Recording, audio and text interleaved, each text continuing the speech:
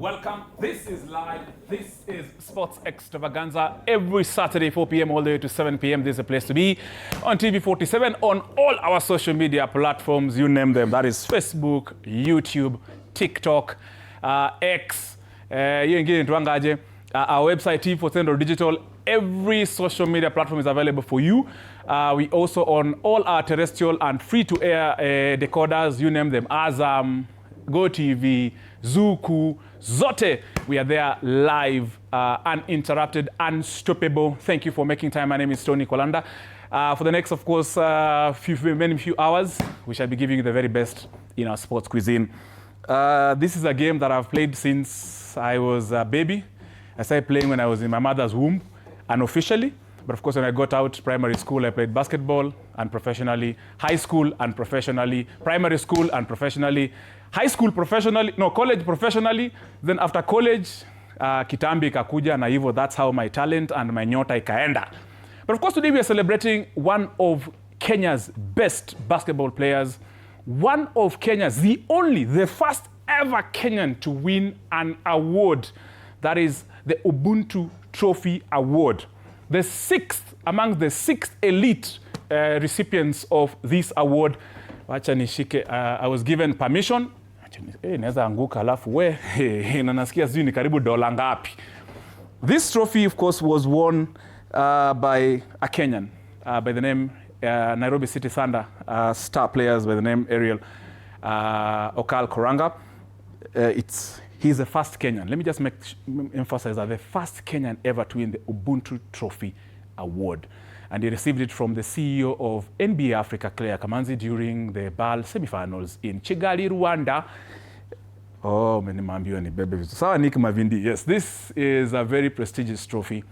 And it's worth over about 1.5 million Kenya shillings. If you transfer that in dollars, that is about 10,000 US dollars. And I'll be explaining to you why and what this trophy means, not only to the president and founder of the Lightning Swish women's basketball team, but also what it means to the Kenyan basketball ecosystem. That in a few, but first, you know how we do it. We'd like you to participate on this particular show. We have a question of the day. Question of the day is very simple. We are getting into World Cup. Already, this should be my last show in Kenya. I'll be flying out to, to Mexico very soon. In the next few days, I'll be in Mexico, Guadalajara, to watch, of course, the first game. That is Mexico versus South Africa. And that, of course, forms the basis of our question this particular afternoon. We're asking you, which team are you supporting in the FIFA 2026 World Cup, co-hosted by Canada, Mexico, and USA? Which team are you supporting?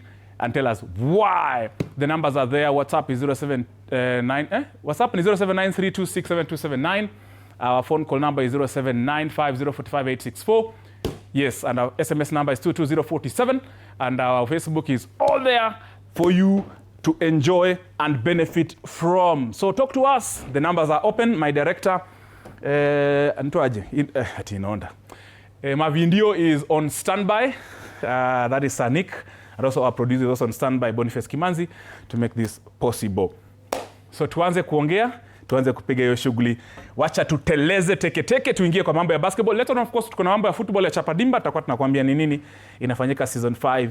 But first of all, let's just start into it. Hii mambo ya basketball. Later on, of course, we shall be talking to Fred Arocho or Ali Kauleni, just to give us the updates from the day. Of course, this day we are mourning the burial of one of our very best commentators in football, Di Blokaberi, of course, the late who passed on recently, anafanyiwa saa hii burial yake.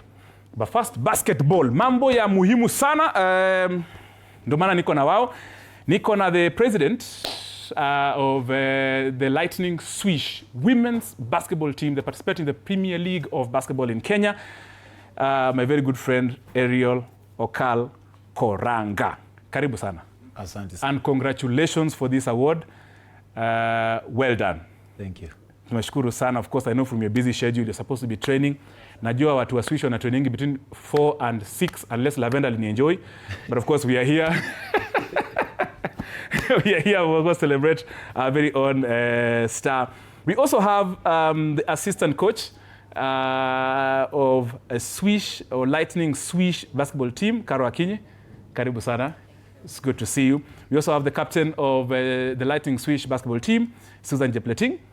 Karibu sana. And also we have the assistant captain of the Lightning Swish basketball women's team, Lavenda Opondo. Karibu. 4 to 6 ndo time ya kutrain, si ndio? Na mko hapa 2 to 4. Okay. Sawa. Naambiwa kwamba let me just start of course by talking to Lavenda as the assistant captain. What does this trophy mean? Of course najua Okala atakuja kutuambia baadaye how, because I'm sure he's fighting tears. Staki ni mweko on the spot. He's fighting tears right now. But assistant captain Lavenda Opondo, tell us when you guys of course were encouraging us to vote for Ariel Okal for the Ubuntu trophy, then he won it. What did that mean to you? How did you feel that when you're watching Okal of course trying to get this particular award in Kigali? Mulisikia aje, mulikuwa wapi, mulikuwa mnafanya nini na mulipiga nduru? Lazima tungepiga nduru. It's something that we are waiting for. Yes. Actually, we knew it before I ended. Yes. And everyone was eager waiting for that day. Mm-hmm. And compared to the last time that we were here, we all said about the things that we wish for as a team. And for us, for Carl, winning the Ubuntu trophy, it's a big thing to us. Yes. We really thank God for it. And we are so grateful. Indeed, of course. And of course, most of you, if you're wondering what this Ubuntu trophy is about, this award recognizes or is given to, not actually given to, you have to stand out, you have to earn it. Those top basketball players in Africa and of course beyond Africa who make a serious impact in their communities beyond the game of golf. Ariel Okal is just not only a top basketball player for Nairobi City Thunder, but of course you can see beyond it. He's the president of and the coach and the founder. Yani yeye ndio kila kitu, and giving opportunities to women in Kenya and across Africa to explore their dreams, to mentor them, to offer employment opportunities, and give a hope to them. That's of course the essence and the reason behind the Ubuntu trophy. Let me get into mmesema niende kwa, wacha tuanze na ladies first. Captain Jepleting, ile siku nani Lavenda anasema ukweli, mlipiga nduru ama mlikuwa wapi, ama mlikuwa tu mmepiga tu shughuli huko mmesema si tunajua tu anashinda? Susan. Yes. We were anticipating for it actually because we were watching the BAL semi-finals.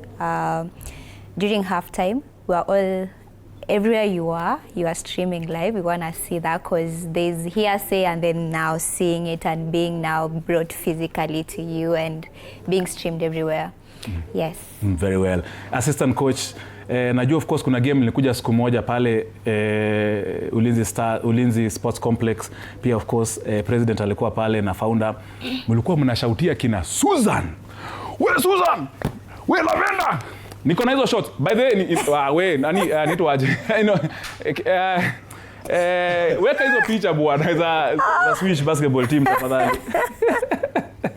Nick Mavidi weka assistant coach, I'm sure you are seeing the efforts, the sweat that you guys have worked through now. It's bearing fruit pole pole. There is serious hope and the future for our women basketball in Kenya. Of course there is, if we can get this award because of Swish women basketball. Of course there is hope.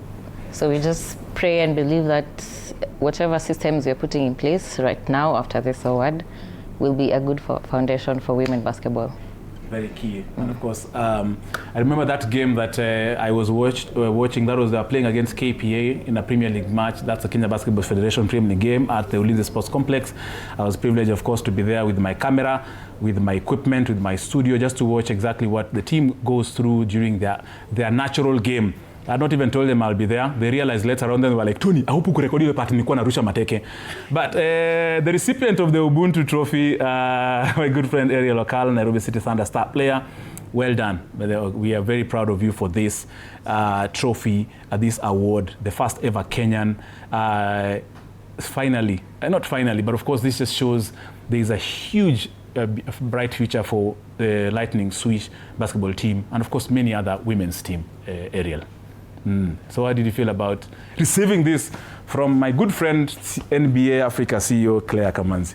I mean, it just shows that the effort and the work that we have put in for the previous years, we have something to show for it. So this is just actually the beginning for us. And as Carol was saying, the structures and the mechanisms that we put in place moving forward is gonna translate into good things for Swish women basketball and for women basketball.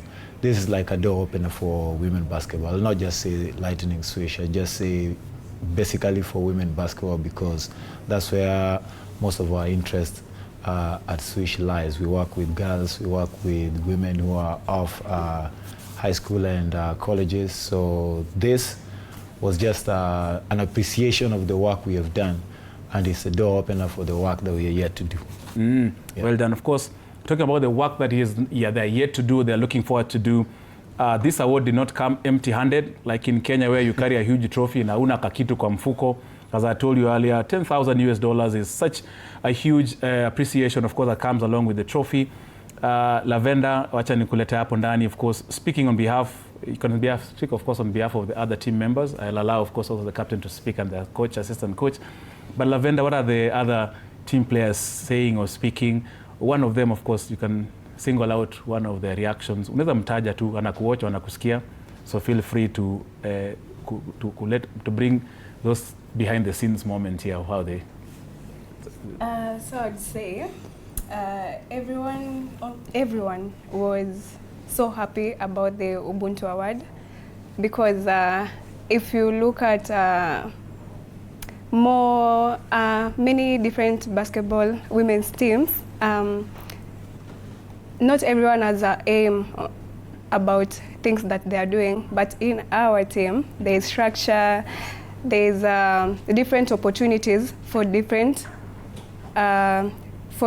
people, and in our team, like, everyone understands their roles, and it's so privileged for us to like just be happy about everything that is happening within the team. So this brings confidence. Na kukua tuko proud, we are so proud being in Swish. Very true. Yeah.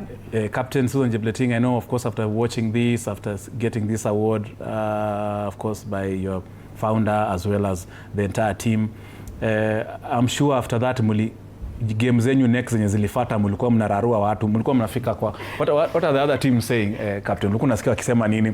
Na of course mmekuwa mkiringa, lazima tu muringe kwa sababu nani ameshinda hii award. Susan, what are they saying? Wow. Opponents will always be opponents. Yeah. Whether be it you win or you lose, they'll just be opponents. Yes. Words has to be said, Yes. whether you win or lose. So, of course, there are here says, you know, we are so loud on the social media, right? Yes, you're very. Yeah, and thanks to our president, Mr. Okal, because that platform is not really common for women in sports. Very true. It's been deemed having BAL or BAL for men outstanding and not having that platform for women. But I think now, starting from now, many people are starting to pick up to start to support women wherever they are. But whatever the opponents are saying, we appreciate it. It pushes us even more to challenge ourselves and to be better. Yes. It gives us the energy. I'm happy to hear that. Thanks. Assistant Coach Caro, I know last time we were here, we spoke about you bringing the Kenya Basketball Premier League Women's Trophy to this studio, and looks like you've already started the soft launch of that trophy with this particular trophy. So far, how is the season so far for Swish? How does it look like in terms of clinching that trophy? Ama kuna kaaje? I think so far so good. Of course, we are bringing the 2026 championship trophy here next time. That's what we are working on at the moment. And I think since we got the trophy, we haven't gotten a loss. No loss yet. No loss yet. Yes, good. So yes, I wanted to hear that. People talking, it's valid for them. It is more energy for us to compete in the Premier League. Yeah, so that's what we're working on at the moment. Yes, they should be bringing. Of course, I'm happy they've done the soft launch of the Premier League trophy will be coming soon. Of course, with this one, Okal yourself. It's not easy to have or to start or to have this kind of initiative, especially for women basketball in Kenya. Yeah. Outside the country, of course, where you've actually been, where you've worked, where you've played, it's easier, structures are there. Who have been behind this, besides yourself? Who really are some of the people or companies, organizations who have actually supported you in this initiative? There's a lot of amazing people behind the Lightning Swish basketball team. My partner, anakataa apendi kamera. Kamera ingekuwa tu mahali tu tunataka kamera lakini tutapata tu wako nyuma behind the scenes. Yes. Tony Abondo with 40 Fine bar and restaurant is there. Those are some of the guys who put in a lot of effort behind the scenes to make sure that the players get to practice. They get snacks at practice, stuff like that. We have Minsko company. Actually, it's an amazing thing because Minsk company is owned by Tyler Okari. So he's one of my teammates who also puts in a lot of effort to work with some of the girls to make sure that we get something that we can give them at the end of the month. There's Black Parrot, which also is owned by another former basketball player, Linda Orlando. Yeah. And there's AS Sports. AS Sports Africa, yes, owned by one of the rugby legends, the coach of Kenya Harlequins, Patrice Gunda. The uniforms we wear, some of the basketballs we use, the AS 2000 basketball is from this company. And he's one of the guys who's also pushing us from behind the scenes. And we have Nairobi City Thunder also. You cannot forget those guys. Sometimes you cannot see their effort, but behind the scenes, especially during travels and stuff like that, they make sure the team has the transportation they need. And sometimes the meals we eat when we are away, sometimes they come from Nairobi City Thunder. So it's a lot of people. My sister Felma's from the US is putting in a lot of effort with the Swish. Njoki Masharia, I know you know who she is. Yes. She's putting a lot of effort with Swish women basketball. So it's not just an individual effort. Wanasema kidole kimoja akiwi chawa. Yeah, so it's a lot of people. And we have our assistant coach here who also works a lot behind the scenes. So tuko wengi. And we are doing a pretty good job so far. Well done, of course. I'm happy you've named them. And in case, of course, assistant coach na captain assistant, kama kuna mtu amesahau, founder amesahau, mtaje, mtatuambia. But let me get into assistant captain Lavender. I remember one time, of course, when I was hosting the Africa Forward Summit, your smaller brother was playing in that event, right? If I'm not wrong. And you come from a family, of course, full of people, sporty people, history back in the day. What did they say about Ariokal? Ushamwambia kitu alisema home, unaweza mwambia. Wanakuwatch. Okay, so for my brother, anapenda basketball. Steve lefty, he's left-handed. And most of the time, he likes it when I have a game. And ananiuliza like, hey, game kesho ni saa ngapi? Tunaweza enda? I'm like, okay, yeah, if you don't have training or if you don't have school, then we can go for the game. So actually, he had a dream come true when the last Thunder game against Malawi. Yeah, against Malawi. He has always been wanting. Now, because he already sees Swish, it's one of his best team, and now he was willing to like be there for a Thunder game.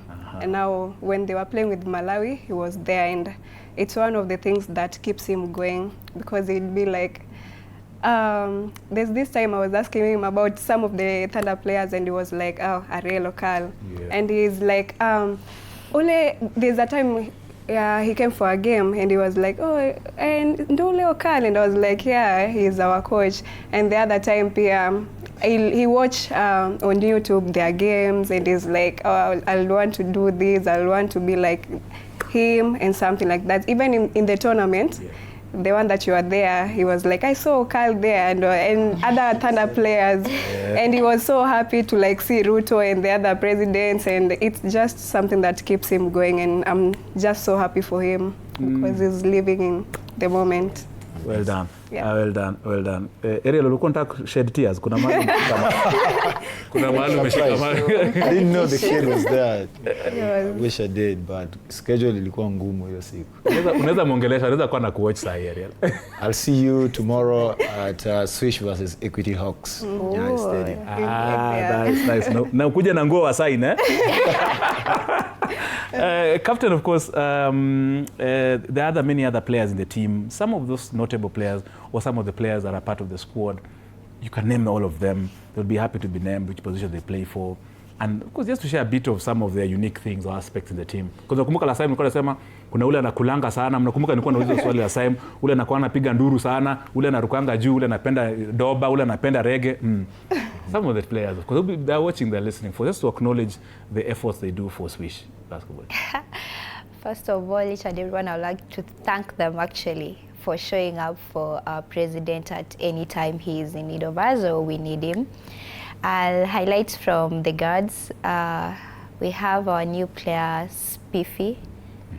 We have Nana. We have new players coming in. Yes, we have our new player also, Arek Peter. The rest, I'm sure you know them because they're loud. We have Maker, we have Vero. We have our tallest girl, Ivy. And we have Gasheri. Yes, and we have Bobo. Oh, Beyonce. She's called Beyonce. Yes. I think that's the team for now. Yes. So. Oh, we have Consolata. I'm so sorry. Utaleta ngori. I'm sorry, but we have Consolata, and we are expecting maybe one or two. We are expecting Nana to be here with us soon, especially that, but the rest are already here. And I'd like to appreciate them for being here. Indeed. Yeah. Assistant Coach Kwak, of course, I know you have. I was looking at your socials the other day, actually this morning. I was looking some of your new signings, like the likes of Alfred Philip. You have new signings. You're very active on social media, especially on Instagram. Wako pale Instagram Swish. Unajiita Lightning Swish. Enda pale utawapata pale, wako pale live. Assistant Coach, of course, these new recruits coming in. So far, how does the future of Lightning Swish look like? How do you do your recruitments? How do you bring players to your team so that whoever is watching and they're really interested in basketball, and maybe they're in high school, they're all these things, so at least they can know how their pathway will be to Swish? Yeah, so with recruiting, mostly it's just from networking. Yes. And players that we've watched playing. I've played basketball before. I've played in the Zone 5. So there are notable players that were coming up when I was still competing in the league. So those are the players that mainly we look at. Yes. And from, of course, networking, talking to other coaches from other countries, telling them what we want, if you're looking for forwards. And of course, we just describe the caliber of player we want. And if it is a player who's playing in your country and we've already seen how they play, it's direct. I need Tony to be in my team. Yes. What do I do? How do I get him? Yeah. Of course, indeed. And you normally train where exactly? Just for the benefit of those who would like to come and celebrate you. We train at Langata Down Court. Okay. LA, pale LA huko nyuma. Yep. Fikeni LA mtauliza tu Swish watawapeleka pale. Ariel, as we of course come to the tail end of our interview, how does the future look like for our women's basketball? From where you sit, and comparing it, of course, to the countries you've visited so many other countries in the world, globally, across the world. How does the future of basketball look like compared to those countries? I think for like from my view, from where I sit, women basketball is growing fast. Yeah. Some countries are ahead of the game so far, like the Egyptians, some of the West African countries, Nigeria, yes, Senegal. Those countries are ahead of the game, but it's because of structures. Yeah. The structures that were put in place by some of the guys who were there before. Yeah. They had really good sports administrators who set the foundation that ensured that from a younger age you can play basketball, from a younger age you can grow your talent, your skill. They have really good networks of talent tracking. That's something that we don't have here in Kenya. For me to find Lavender, and Swish started in Nakuru, it wasn't easy to come to Nairobi and going to where she comes from, naenda nampata huko. So we need a lot of talent tracking. And that's one thing that I was saying when I was in Kigali, that winning is one thing, but now going to those small villages and picking the athletic, taller girls and bringing them into the limelight, training them the right way, and making sure you groom them to become superstars in future. That's something that we don't have in Kenya. Come a program near Eastlands, you'll find that most Eastland coaches will have talent over there. They get to keep it until inapitwa na wakati. So you gotta open the avenues. Coaches have to open their minds that it takes a village to raise a child. So huwezi get keep mtoto in Mombasa, in Kisumu, and akona talent. So you gotta bring it to the limelight, to muonyeshe njia. This is where we see you can end up, and we'll have a lot of girls in the WNBA. We already have one, so there's an opportunity for us to have a lot of them in the WNBA, like the West African countries. And when we reach that stage and that juncture in women basketball, then Kenya is gonna have a really good team, even nationally, to play in the international games. That's one thing that I think we are failing as a country. And I normally tell guys, the game is ours. It's our responsibility to grow it and to nurture it. If we cannot do that, then we are going to stay stagnant where we are. And it comes with working together. Here, kwetu ya Kenya, iko na a lot of malice. Sometimes people want to do things by themselves so that they can take the glory. If you do that, nobody succeeds. And that's why this award actually came to Swish Basketball, because of the willingness to give. You give your time, your resources to help other people. Somebody somewhere is always watching. Very true. Well done. And we are happy, of course, your efforts, your sleepless nights, burning the midnight oil, really to ensure that we have a team that supports women and ladies in Kenya and outside, and of course beyond our borders. And you can see where we are, your recognition. This is an international recognition, the Ubuntu Trophy. It's not a Kenyan trophy awarded. Of course, remember, NBA Africa are involved in it. Be sure NBA are involved in it.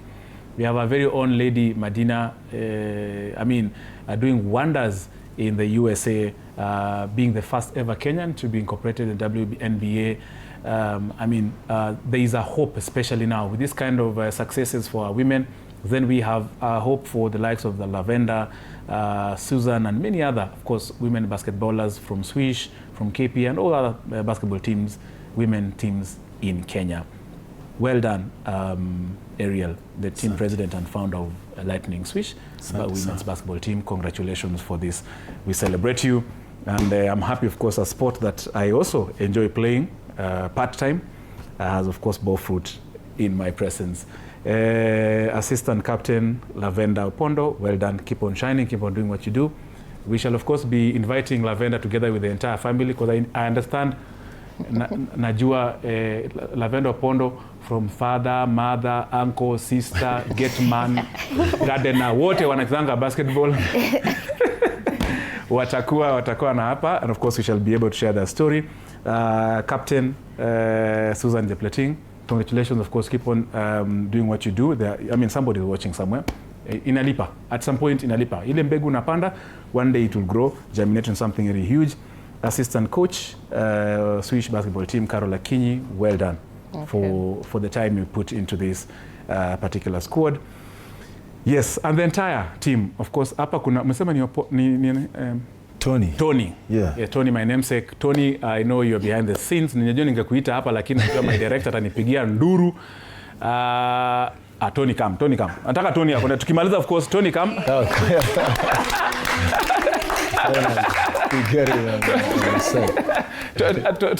Acha tu akuje tu, hata ongea, nataka tu Tony come. Acha sio. So this is Tony, of course, when you're tunaongea behind the scenes. But well done to Swish basketball team. Nilikuwa nataka muone. Nashukuru sana. And congratulations to the Swish women's basketball team for really making Kenya and putting Kenya on the map. Asanteni sana na mwendelee kupiga shughuli yenu. Nakuja tizi, I promise Lavender will become a basketball. This, of course, is Sports Extravaganza. My name is Tony Kwalanda. Just before we let them out, remember also this still with the awards mood. Also, we had the Football Awards Gala, where we recognize the top footballers in the country during the FKF Premier League Football Gala that were held in Nairobi just a day before yesterday. where we had, of course, for example, the likes of Enoch Morrison being the MVP, the coach of the season, Gor Mahia player, the midfielder of the season, Gor Mahia player. We had the likes, as in top awards given to some of the top footballers in different departments. Right now, I understand, of course, just before I let them go and, of course, transition to the next interview, let's listen into the coach of the season, 2025-2026, my very good friend, Ghanaian, coach of Gor Mahia, the 22nd Kenya Premier League champions title, Gor Mahia, Charles Akonor. Only you can win all the matches, but don't lose against FC. And that was shocking. I'll get to that. I thank management for their support. It's been wonderful of their understanding of how what to do, especially when we're facing challenges. We always go to them and they don't hesitate at all. They supported us in a very positive way. So I'm grateful to our management. I have a solid technical team. That guy over there, Kobe Mensah, a very positively crazy guy. And of course, yes. Of course, our goalkeepers coach, Benowu, our video analyst, Kofi, Steve, who is the physical trainer. And of course, I have to remind myself, because of our supporters are really, really good. They support us. They don't understand lose. They don't. Once you lose, you are in trouble. I will also get to that. But above all, especially, more importantly, is the players. These players have done so well, in the sense that sometimes we even marveled how they've come to a level where they understand what they have to do, especially their mental toughness has been very, very good. So I'm grateful to the players. Now, to our friends, Fred and Sammy, I'm grateful for your support. And of course, you also work very hard to achieve success. I believe that in the near future, because of your hard work, you'll be rewarded. Today I'm here. Tomorrow it will be you. But Fred, let me ask you, how come you were able to chase us like that? I mean, at a point in time, we're leading 9 points. Before we know, 4 points. Hey, it's scary. Then the worst part of it, 1 point. You can imagine how we were breathing all over our body. I mean, me and my assistant, we used to think deep. But because of their chase, because of their belief, and at a time when even it's 9, 10 points, they still believe they will win the league. And for that matter, I say, FC, good show. Good show. You made us think. You made us have the reason to think and believe that, no, we shouldn't give them that chance. You gave us so many reasons why we have to keep on fighting, why we have to believe in ourselves. And truly, the Kogago family, you did it. And I'm grateful. On that note, I say, Sports Besa, you are doing a great job. A great job. You have no idea what this means to some of the players. Player of the month, player awards, coaches and all that. It's unbelievable. I'm from Ghana, and I know what you are doing. I think in some few years to come, you know what you are doing, the impact you are creating. So continue to do that job. Thank you very much, and God bless us all. Well done, of course, to the coach of the season, Football Kenya Federation Premier League 2025-2026, that is the Gor Mahia champions of the Kenyan Premier League, Gor Mahia FC coach Charles Akonor. In his first season, then of course he puts Gor Mahia on top, and you can hear, of course, clearly for what he was saying, bantering, of course, with the coach of AFC Leopards, who was hot on his heels on the standings of the KPL, that is Fred Ambani.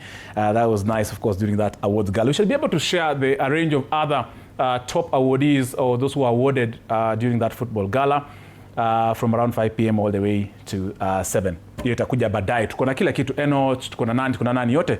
We have it here, don't go away. But right now we're shifting gears to the Safaricom Chapadimba season 5. that of course already kicked off ceremoniously earlier on. Remember, of course, they were in Kisumu Mamboleo to do that into a big launch of this particular season 5. Remember, Chapadimba, of course, gives opportunities to the under 18, both men and women, an opportunity to explore and express their talent on and off the pitch. Later on, understand they will be traveling for a specialized training camp in one of the European countries, and they have done this season in, season out, and they continue doing this.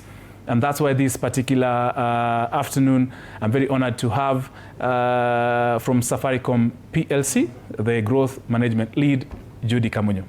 Karibu sana. Asante We are sana. glad to have you on Sports Extravaganza. Thank you so much. Asante sana, of course, now. And then we have the talents that, of course, some of the past and present. We'll start, of course, with the lady Judith Osimbo, goalkeeper Ulinzi Starlets. Karibu sana. Thank you. Tumefurahi umefika hapa. Changamka. Unajua unaochiwa na CEO ni rafiki yangu. Karibu sana, Judith. We also have, of course, from Lakisama Sports Club, Dennis Okumu. Shukran. Karibu sana. Hii mtaa hapa tunapiga lugha yote, kutaka kupiga Sheng, kutaka kupiga Swahili English, wewe piga tu shughuli ile inaeleweka na wase wa mtaani wenye unapiga ball tu. Sasa unapiga ball, wewe piga hiyo language. Wacha tuanze of course with Judith. Judith, of course, how has the season been for you, especially in football? Season imekuaje? And then sasa saa hii kuna hii Safaricom Chapadimba, kuna mademo wanakuwatch, wanasema madhe Judith amefika anacheza Premier League maze. So it means hata mimi niko na hope. Tell us about how the season was. Chapadimba na kama hapa ukimotivate ule demo ako home. Season yangu ya 2017 to 2018 lakini mimi ni wa kitambo. Najua ni So season ya 2017 ya 2018 imekuwa fiti. Siwezi complain that much because hii si ndio tulikuwa best. So mimi naweza sema ilini growsha sana hiyo Chapadimba. So naweza urge more mademo ajitokeze kwa wingi sana na tena sana. Ni kitu iko balance. Yes. Ati ukiangalia tournament nyingine, sijui nyingine imepata 50, alafu mademo tutapata 30. Iko balanced. Yes. Kama ni 50-50, it's a 50-50. Iko ni best goalkeeper anakula 50. Madem pia wanakula 50, so iko very balanced. I'm happy to hear that. Yeah. Naziko kwa nini usemi Ulinzi waliperform aje this season kwa Premier League? Okay. Hapo ndo nilikuwa naguzia uniambie. Anyway, but because some of the players wa Chapadimba pia of course wako kwa Premier League wengi sana. Yeah, okay, kwa timu yetu naweza sema hii season imekuwa imekuwa best sana, so hard luck we didn't have the trophy, but tulikuwa na aim ya kupata hiyo trophy, but hope so next season itakuwa best. Yeah, we'll come back strong. Very true, of course. Nakumbuka CEO wenyu hapa ana watch, acha nitampigia simu a watch aone ambassador wake ako hapa. Deno pia wewe Lakisama pale Chapadimba umepitia, kuna maboy mtaani wako tu wanapiga mashughuli zao, kazi yao tu ni kukaa kwa mtaa wakingoja watu wakifanya shughuli mbaya. Bacheki wewe umepitia Chapadimba, future yako ndio hii hapa hivi, wewe ni mse discipline, umejipanga because of course Chapadimba ilikupatia opportunity. Maboy anaangalia wapate historia. Sikuwa nafikia sisi tunaongea tu hapa PR na ni ukweli, na of course you are a talent umepitia. So kitu ya kwanza nashukuru kwa hiyo platform umenipatia. Yes. Then nashukuru sana Safaricom Chapadimba. Yes. Of course Chapadimba na Safaricom ni platform kubwa sana. Yes. Na ni important sana kwa wachezaji wa young wenye wana grow kiball. Yes. Last time nilikujanga hapa nikawaambia nda make trip. Na eventually nilijisukuma nika make trip. Hiyo pia tuna thank God kwa hiyo. Unapita tu hiyo kwa hiyo mahali ya trip hivyo mbio. Hebu sema vizuri. Hiyo trip ni gani? Unajua kwa ni trip ya kwenda coast na kumbe ulienda majuu. Make trip ya kwenda Spain. Spain si mahali karibu mzae. Ilikuwaje story ya Spain? Spain tuli experience vitu poa. Yes. Vitu mob sana kiball on and off the pitch pia. Tulifunzwa life skills pia. Mambo na ball, yani tulionyeshwa level fulani ya ball huko Europe. Unaona? Zenye mambo tujiona hii pande yetu.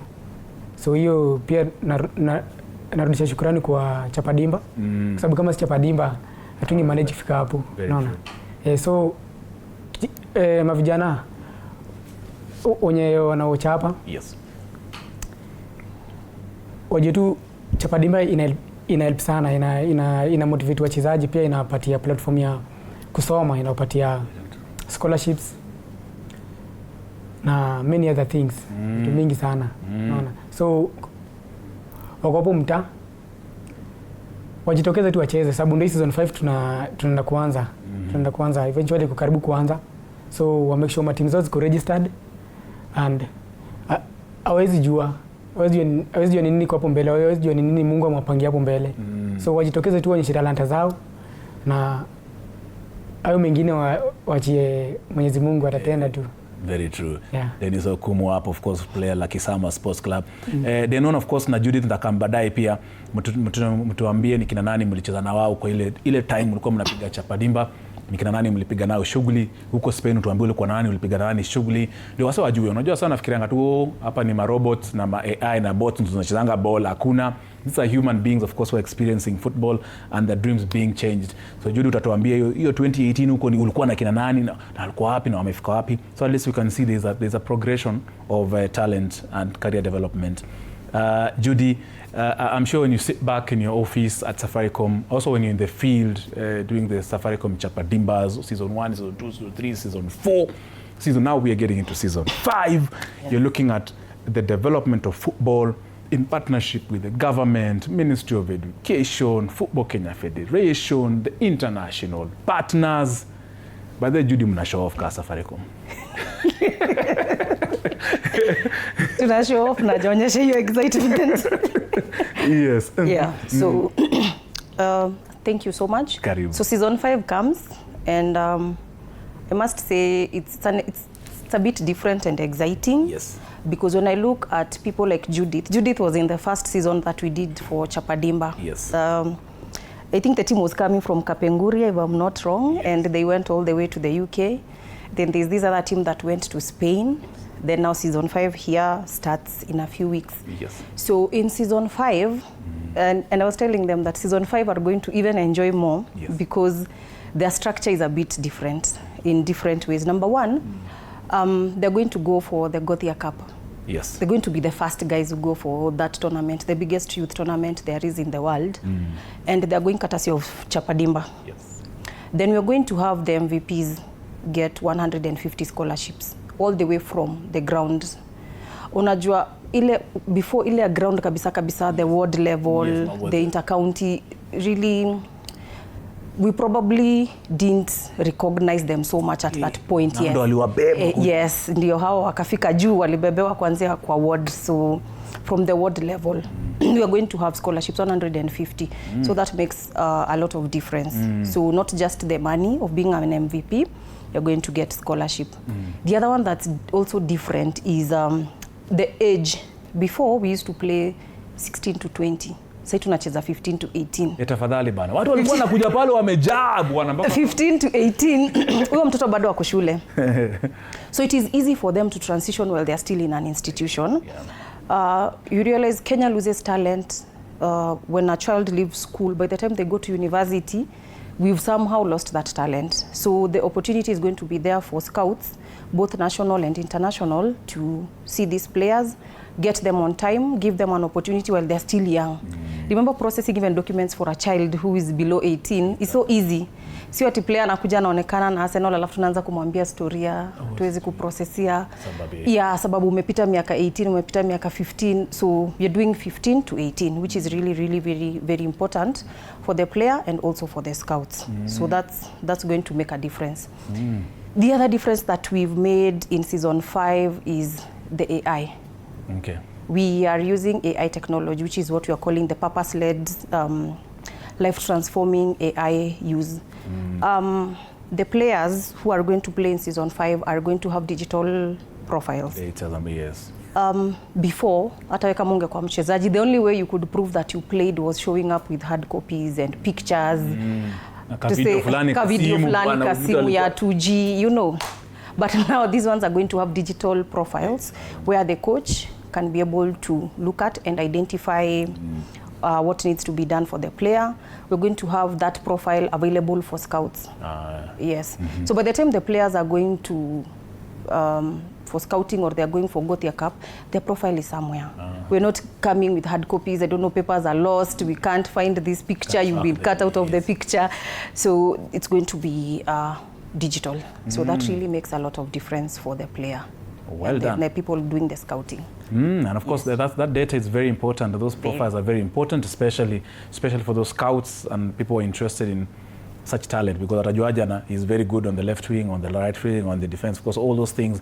Now that I'm very curious to see how that will pan out, because I remember in season 4, so there was new technology whereby players were able to actually see where players hit area, how they are moving. The things we see, of course, in the Premier League in Europe, it was there in season 4. Sai Safaricom Ameringa, ameleta AI. Nanzia chini, by the way. Usilete robots. Nanzia chini. Like before, it was only happening at the national level. Now we are starting at the lowest level. So umesema watu wangu wa Manda Shivanga Kakamega wataona technology yao. Yes. Wacha wa register wakuje waione. Wamama watapiga my ululations goja. Well done, of course, to that kind of technology. I know you'll be sharing more, of course. The small nitty-gritties, how people are supposed to register, so far how many numbers and how many people you're expecting, and the successes, of course, that you've had in the past. But wacha nilete Judith nilikuwa nimekupromise lazima uniambie some of the players that you used to play with back in the day in Chapadimba. What do you hear from them? What are they saying in terms, of course, of what the Safaricom Chapadimba did for them? Okay, maajabu. Majina juu wanakuwatch. Okay, maajabu ni si wote tumepata na Ulinzi Starlets. Very good. So tuko na Masiairo, tuko na Beverly Nadika, tuko na Joy King Lady of which are RTS, tuko na Mary Akumu pia kwa RTS, tuko na Lanoli Naoko, those ni mkimbiaji. So yes, yeye chezi. Kuna Jovi, those ni anafanya marketing of football whatever. Kuna Beryl, KDF still. So like mimi nasema ni maajabu si wote tulipatikana Ulinzi Starlets. Ile timu nilibeba nayo hiyo cup tupatana wote Ulinzi Starlets. I guess tuko wote hapo.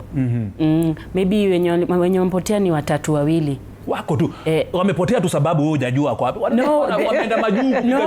No.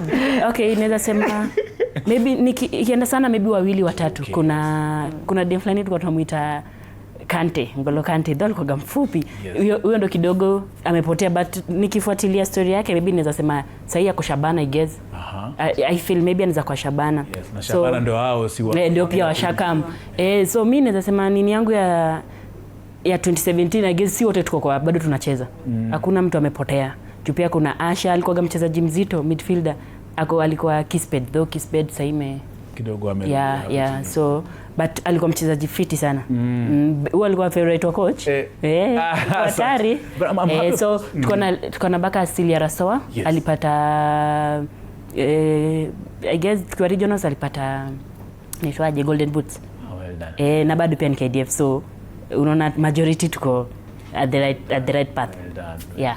And of course, you can imagine if you are still in football or doing football related or still doing athletics or doing athletic related kind of things, it means kuna career progression. And that's of course the essence. That's of course one of the objectives and the goals that I'm sure Safaricom Chapadimba want to see. See atu wacheza tu kwa pitch, wanataka after wacheza pitch then, and you can see they're still playing. After that, definitely they'll be in administration. After that, they'll be coaching. After that, they'll be whatever. After that, they'll be mothers. After that, they'll be family. After that, watakuwa na own mashamba. After that, watakuwa nakuja fanya kazi yangu hapa. But that's good job. Well done Chapadimba. Deno. Nani mlienda nao huko Spain na mko wapi? Walikuwa wanasema nini? Sasa wako wapi wanapiga shughuli zao aje? Na kwanza venye ulienda Spain, Lucky Sama kulikuwa kuna kalika.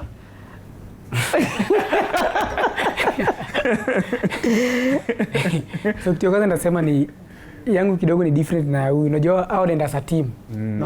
Hao nenda as a team. Yetu tulichaguliwa kutoka. Ilikuwa ni several. Mombasa, Nairobi, wapi.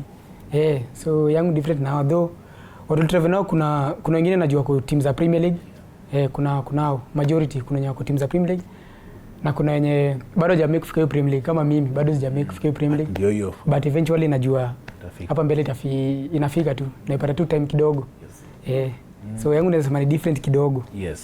But ndio of course the same career progression mko nayo hapa mbele, and this particular event Chapadimba of course opens up doors. Muliona of course Victor Wanyama is very fully involved in this particular event. McDonald Mariga, those are some of our top legends of course who have done exploits, and those are people of course mnajaribu kuemulate. So unacheki kuona future mzae. Future iko kali sana. Judy, of course I'm sure you had this, you see those career progressions. That I'm sure that is one of your main goals in terms of Safaricom Chapadimba. giving opportunities to boys and girls now, especially these young ones, really to have a bright future. Yeah, and the one thing that I can say personally, because I'm very passionate about football, local and mostly local, yes, and a bit of international. When I go and watch Ulinzi play, or go watch Shabana play, or Gor, and you know these players were discovered by Chapadimba, yeah, it really gives you some motivation. Yes. The last time I watched was the one for Harambee Starlets. Yeah. The fact that you are going to see players like Moranga, you know they were discovered by Chapadimba, and you see how much they've transformed their lives. We have players who've come as far as, like, I believe she was discovered when she was in Kapenguria. Is it? Plateau Queens, yes. Yes, Plateau Queens. Yes. If we let her play at that level, say the village, yes, as a girl, she'd probably never have been discovered. True. Because in 2017, 2018, we had not started appreciating the girl child playing some sports. So when you watch these players grow, like now he's gone to Spain. I work for the organization. I haven't gone to Spain, but he got the opportunity, you know. Exactly. That's when you see how much it opens the mind and the way the players look at life, it's totally different. Like now that season 5, when they go for this Gothia Cup in Sweden, they'll not just go for camps. They are going to have real experience. Yeah. They are going to play and benchmark at that level. Yeah. So the bit about Safaricom, I'd say, focuses on transforming lives, and we transform lives in very, very major ways. I remember in season 3 we had an MVP. I can't remember from which region. She was called Sarah. Sarah said the money she got as an MVP, she was going to buy the mother a shamba. She comes from a single family, and she said the best thing that has happened to her is that she's going to buy a shamba for the mother. There you are. So to us it's Chapadimba playing football and stuff, but to her it was life-changing. When we look at players like Judith, she's in Ulinzi. She's not somewhere just, sitting. Her life has been transformed by football. So when you look at the way lives for these players and even their families get transformed, it's totally different. Yes. Well yes. done. Of course, we're happy that you're transforming our boys and girls. It's an opportunity. Some of us never got an opportunity to really give and play in Chapadimba. Sisi tulikuwa tunaambiwa enda class, and get married, enda oa, anza kulima shamba, we ukai uko. But now you can see we have opportunities for our boys and girls. They can explore talents from different avenues. Now they're traveling, and you can imagine you're traveling to Spain. You're not only just going to play, you're meeting so many other people. We have the likes of Wanjala who are in Spain, Aldrin Kibet who are in Spain. I remember a story, of course, just like Judith, we have the likes of Marion Serenge, who currently plays, of course, for the national Harambee Starlets team, women's team. Currently they're in Zambia playing the 4 Nations, and they came from the Safaricom Chapadimba tournament. And you can see where they're headed to. So the future is so much bright for our boys and girls, especially through this initiative of Safaricom Chapadimba. As we almost come to an end of this particular interview, let me uliza Judith, we're getting to the World Cup. Sasa sijui timu yako ni gani? Ya Africa, ya Majuu. Just give us your 4 teams. I know you don't, I'm the team una support or you're vouching for in the FIFA World Cup. Na unaenda World Cup? Not really. Kenya defense. Okay, anyway. Wacha nisikuanike Judith akakuita akasema umeenda kutuanika kwa timu. Yes, which teams do you support? I'll go for Argentina. Argentina. Sababu ya Martinez? No, I just love the team. Just like the defending champions, yeah? No, but I love the team. Aya. Saa hiyo ni timu yako na Africa? Africa, I'll go for Senegal. Nice. Of course, African champions. Well done. Deno, timu yako na support.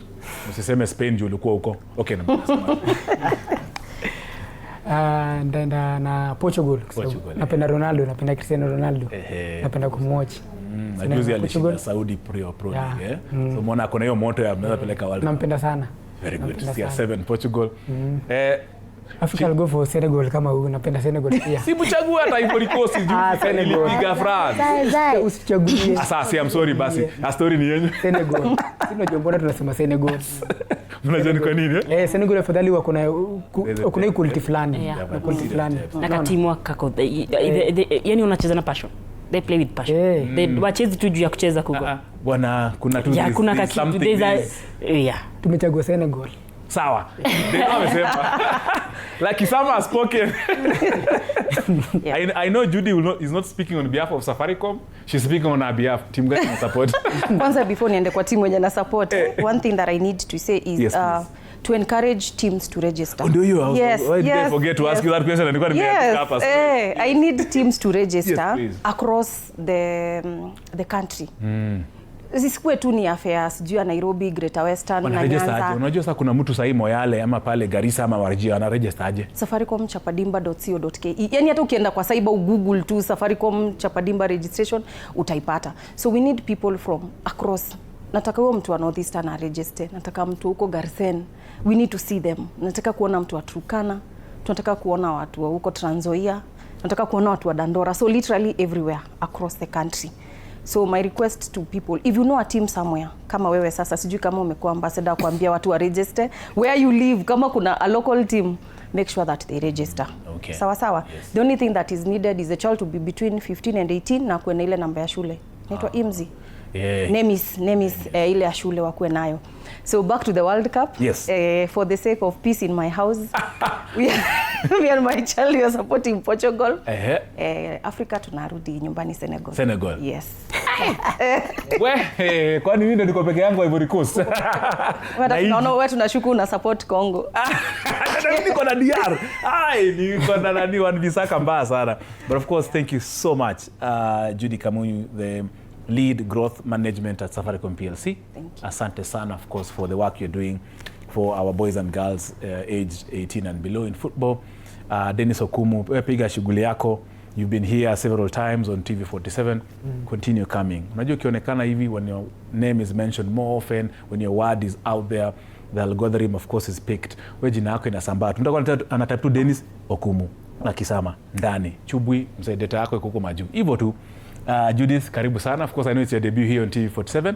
Karibu sana. Feel free to come here over and over again. Najua CEO wenu Sheila Nda na watch. Najua of course waendelea kupiga shughuli yao Ulinzi Starlets. Ni rafiki yangu mzuri sana. And congratulations of course for your achievements you've reached. And of course, they're speaking on behalf of the thousands of boys and girls who have gone through the Safaricom Chapadimba. Well done. Thank you. Ladies and gentlemen, for really making time to come to Sports Extravaganza. Karibuni tena na tena. And remember, TV47, Radio 47, Cape Media, the entire Digital 47 fraternity ecosystem, Season 5, tuko nayo hivi, from world level paka national. That is guaranteed. Tuko every action from the grassroots all the way to the national. Vinya tulifanya tu Season 4, pia tapigiwa shughuli hii this season. Asanteni sana Safaricom, and of course all this enable. I know Vincent, you arranged this. Thank you for arranging this particular interview, Vincent from Oxygen. Tuna appreciate your kazi ambayo mnafanya. This is Sports Extravaganza. My name is Tony Kwalanda. Mavindi, sijui kama nataka tukimbie break kidogo. But just to remind you, register on Safaricom Chapadimba. Enda to Safaricom website, Safaricom Chapadimba, register. Watu wangu wa Amanda Shivanga, Kakamega, tafadhali, Malava constituency. Nisisikia ati sijawapati opportunity. Msisikia ati hamuna data bundles. Kama hamuna mniambie tu saini watumie mregister. Muende tu mwekeze na timu. Kuna timu mingi pale. Arambe, na Magara, na Matala, Shenyu, Semuche. All those teams. Tafadhali, register below 18. Msitulete ukhotsa wenyu hapa acheze football. Bana batiti betse babaye. Bandu be musunji. Yani watu wa Sanik, my director. Musunji mula urango mbu mutemo bukure makartasi mutemo saiba mutemo mu register mu Safaricom Chapadimba website sai mutesa luono saitsa. Yes, this is a country with 44 tribes who can speak our language. I was just basically saying the teams from all those other countries to register. We, of course, here on TV47 give a chance, of course, to speak to us. Our question of the day, as I asked, of course, our team, we're asking you, which team are you supporting in the FIFA World Cup in Canada, Mexico, and USA, and why? Mimi timu yangu ya kwanza ni Ivory Coast. Sasa Deno na Judy ameniambia ni kwende huko na hii timu yangu wanabaki Senegal. It's okay. Mimi nakufa na Ivory Coast hapa Africa na Morocco. Na majuu mimi ni mtu wa Spain. Na nimesema penye alitoka Deno anataka kusema alikuwa anataka kusupport Spain. And of course you'll be sharing why. So talk to us. The numbers are below your screen. WhatsApp ndio hiyo. Tuma ujumbe, piga simu.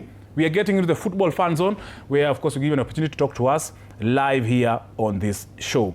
We are taking a very, very, very short break. We are back with our football gang. Don't go away.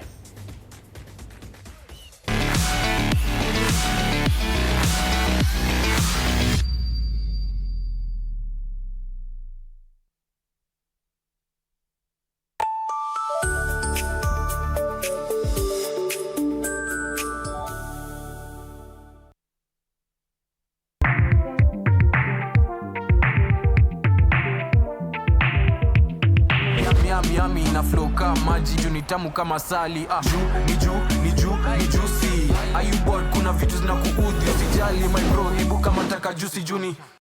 Saturday at 8:30 p.m. My father used to tell me that our hotel is the home for travelers. I guess I forgot that. Recently, it's been more of a mirror of my own ambition. We might fail. We will probably fail, but not for a lack of trying. So for the last time, and the first time, welcome to Connect In, the best experience in Eastern Central Africa and its environs. Saturday at 8:30 p.m. on TV 47.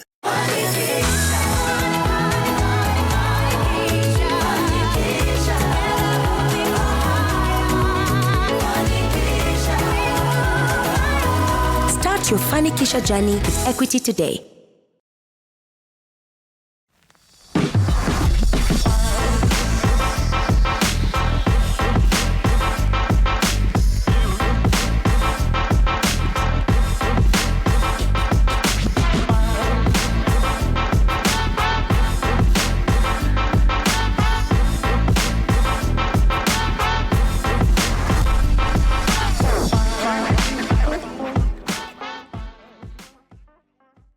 Katika nchi ambayo kila siku huanza kwa mapambano, vita vingine utashinda kwa kujituma.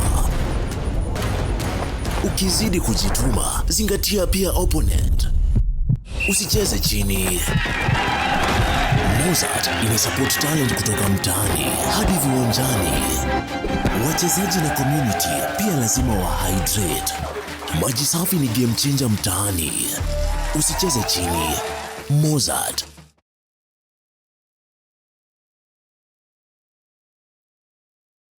Tuesdays at 8:30 p.m. You have to be very careful. Fake money can kill business. Na leo mkorada yangu. Small money, kapesa kadogo, big behavior. I only have big notes.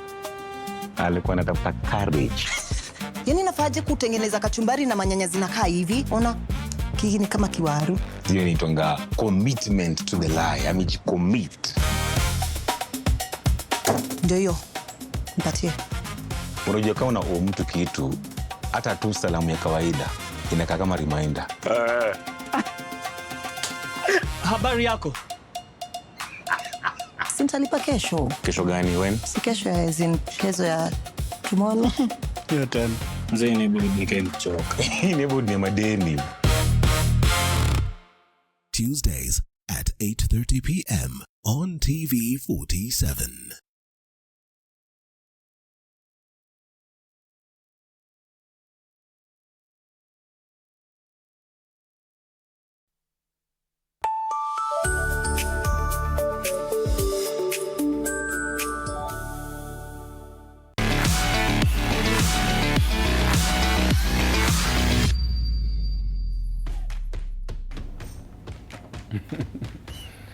Welcome back. This is live. This is Sports Extravaganza, 8 minutes after 5 p.m. Kenyan time. My name is Tony Kwalanda. We appreciate, of course, you've been here. We've been speaking to the basketball team, that is Swish basketball women's team. Then we spoke, of course, the Chapadimba season 5 upcoming. Now we are getting into matters football. And of course, an array of what is happening. We'll be speaking about World Cup. We'll be speaking about the Women's Africa Cup of Nations preparations, Harambee Starlets assignments, Harambee Stars assignments. Gor Mahia lifting the trophy. Gor Mahia preparing for the CAF Champions League. Gor Mahia's journey there, and of course the teams that are already arriving or making their way to Mexico, Canada, and USA for the 2026 FIFA World Cup. This segment, of course, iko na mabingwa. But first of all, before I bring them in, tuko na swali of the day. The question of the day, this particular afternoon, we want you to call us in live. Tupigie simu. Nimeambiwa na Nick Sanik amesema kwamba simu zimefunguka live. We're asking which team are you supporting? Which team or teams are you supporting in the FIFA World Cup 2026 and why? You can record your video on WhatsApp. Yeah? Unaweza record 20 seconds. You record anywhere. You can record yourself anywhere and send it on WhatsApp video. Tell us, of course, that answer. Remember to tell us your name, where you're watching this particular show from, and of course the teams you're supporting and why. You can also share a voice note and share it on WhatsApp. 20 seconds or 30 seconds. Give us, of course, your answer. You can share your answer as well as you can call us live 0795 045 864. And WhatsApp number is 0793267279. 22047 is the SMS number. We are on Facebook, TV47 Digital, TV47 Kenya. We are on YouTube Live, TV47 Kenya. We are on TikTok Live, TV47 Kenya. Zote ziko hapo kwa manufaa yako, uweze kupiga shughuli live. Niko na my gang hapa hivi. All of them are in blue. I told you wote wanajifanyanga sijui ni Man U, sijui ni Liverpool, kumbe wote ni the Blues. And of course, looks like one of them is declaring his stand already Brazil. Atijua ameleta European aende asaidie a South American team iweze kushinda World Cup again. Sijui kutakuwa aje. Niko na of course hata nianza Dantos Sibola, Matush Finest, karibu sana Dantos. Asante. Amedeclare Brazil ni timu yake ya kwanza already. Hata saki ya pili. Oh, hiyo ni second priority. Okay. Yes. Atatuambia yake ya kwanza. Well done Dantos, karibu sana kwa show. Then we have the chairman of Mseto FC, former coach Mseto FC, Michael Barnabe. Najua timu yake imekuwa blue. Na hiyo inakaa kama ni Curaçao, ile timu ya kutoka huko South America. It's the smallest and let me tell you. Haiti. Kuna timu yenye tawin World Cup, kuna timu yenye na support na kuna timu naweza taka iwin. Hizo ni tatu. So maybe you allow me say ama tactician unakuwa na makategori mingi, usijibu tu swali rahisi. First of all, timu yenye tawin World Cup ni Portugal. Timu yenye na support World Cup ni DRC. Timu yenye naweza taka iwin ni Senegal. Madheka. Kuna watu hapa wameleta technicalities. Sijui timu itashinda, yenye na support, sijui timu inaenda nimewaambia hata before ianze. Madheka ni vitu gani mzaru? Portugal. Sasa hata mwisho atasema kwa Haiti.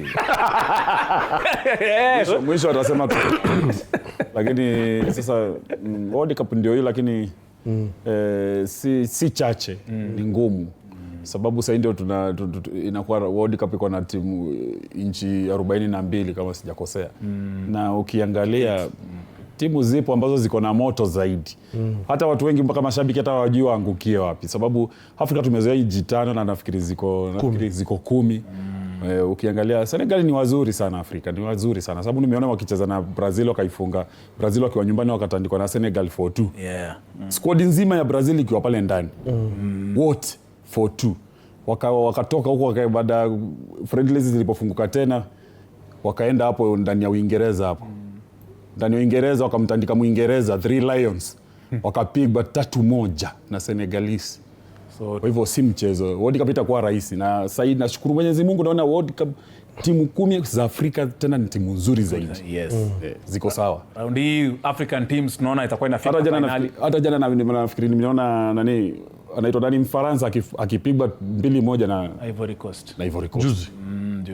Juzi. So teams ziko gangari. Pengine kina France wameficha white, lakini of course walipigwa na Ivory Coast. Hiyo ni statistics imeenda kwenye record that Ivory Coast beat France. Very important to remember. You can be part of this conversation. Usiogope, piga simu tuweze kuchukua hapo hivyo. Sasa nilikuwa of course just before tuendelee tupige shughuli 2-3. Najua I know my team here can share into today was the burial of one of our football commentators and analysts and presenters, football presenters, that is Diblo Kaberia, ambaye leo alikuwa nazikwa nyumbani kwao kule sehemu za Meru. And I know we, of course, fare thee well to him. Mwenyezi Mungu aweke roho yake mahali pema peponi. And of course, sincere condolences to the family, friends, colleagues for the loss of one of the top talents. I'm sure, not Madheka, tuanze na Barnabe. Of course, najua interact na Kaberia on and off the pitch somehow. Kwa wale watu maybe wamjui vizuri, ni yule jamaa alikuwa anasema taarifa. Na I had an opportunity to work with him kwa field twice, kuwatangaza ball ya mtaani. Ya shule. Yes. And one thing about Diblo ni kwamba ni msee wa roho safi sana. Na cha pili ni msee anaweza atakwambia ukweli. Na cha tatu ni msee atakufunza. I was young at that time. I was an upcoming. Yes. So it was a honor for me, privilege sana. So alikuwa ananiambia tu ukweli, alikuwa ananifunza. So nitamkumbuka kwa hayo mambo matatu. Na nafikiri tutamiss sana because bado alikuwa na nafasi kubwa sana ya kufunza wengi na pia kujiendeleza yeye kama mtu. Kwa hivyo tunasema pole sana kwa familia na pia pole sana kwa football fraternity because we've lost one champion who truly loved the game. Yeah, indeed. Sibola, of course, najua kama msikia ama interact. Maybe just 1 minute. First of all, naweza chukua nafasi kusema tu pole to the family and to everybody that was around him. I've met him once in Nyayo Stadium. Kuna game na watch hapo. So alikuwa na one of the gentlemen mwenye anatangazanga naye ball. So alikuwa anapenda kusema jina sana Mnafik. Ule referee ni Mnafik nini unapata. So but it's so sad to lose such a gentleman like that one. I've never interacted with him so much. Nile tu salamu tu nini, but he's one of the guys that nimegrow nikimsikiza in the radio station akitangaza ball, the arguments za ball nini. He's one of the guys that ukitaka kujua more about league ya Spain. He's one of the guys alikuwa na knowledge sana when it comes to Spain league. And vile tu Barnabas amesema, we have lost one of the great minds when it comes to football or sports in the Kenya. So let him just continue resting in peace. And to the family, pole sana. Asante, that's of course Dantos. Just before Madheka away into this, I have our TV47, Radio 47 sports presenter, Fred Arocho, who currently is in Meru County, where the burial is underway. Of course, Arocho, Tony Kwalanda here on Sports Extravaganza. Niko na Dantos Sibola, niko na Michael Barnabe na Dennis Madheka kwa show ya Sports Extravaganza. Arocho, of course, tueleze leo sikio, of course, uko Kwale kwa ground. Tuambie, kunaendelea vipi katika this burial? Thank you very much, Kwalanda. We are at Njia Primary School. Njia Primary School is in Meru County, where the mood is quite somber. We've just buried a hero. We've just buried Diblo Kaberia, an event that started around 10 a.m. and we've just finished the burial. Basically, it was a burial that was quite, there was a lot of feelings in the burial, being that this is a great son of Kenya, great son of Meru, who passed on 2 weeks ago.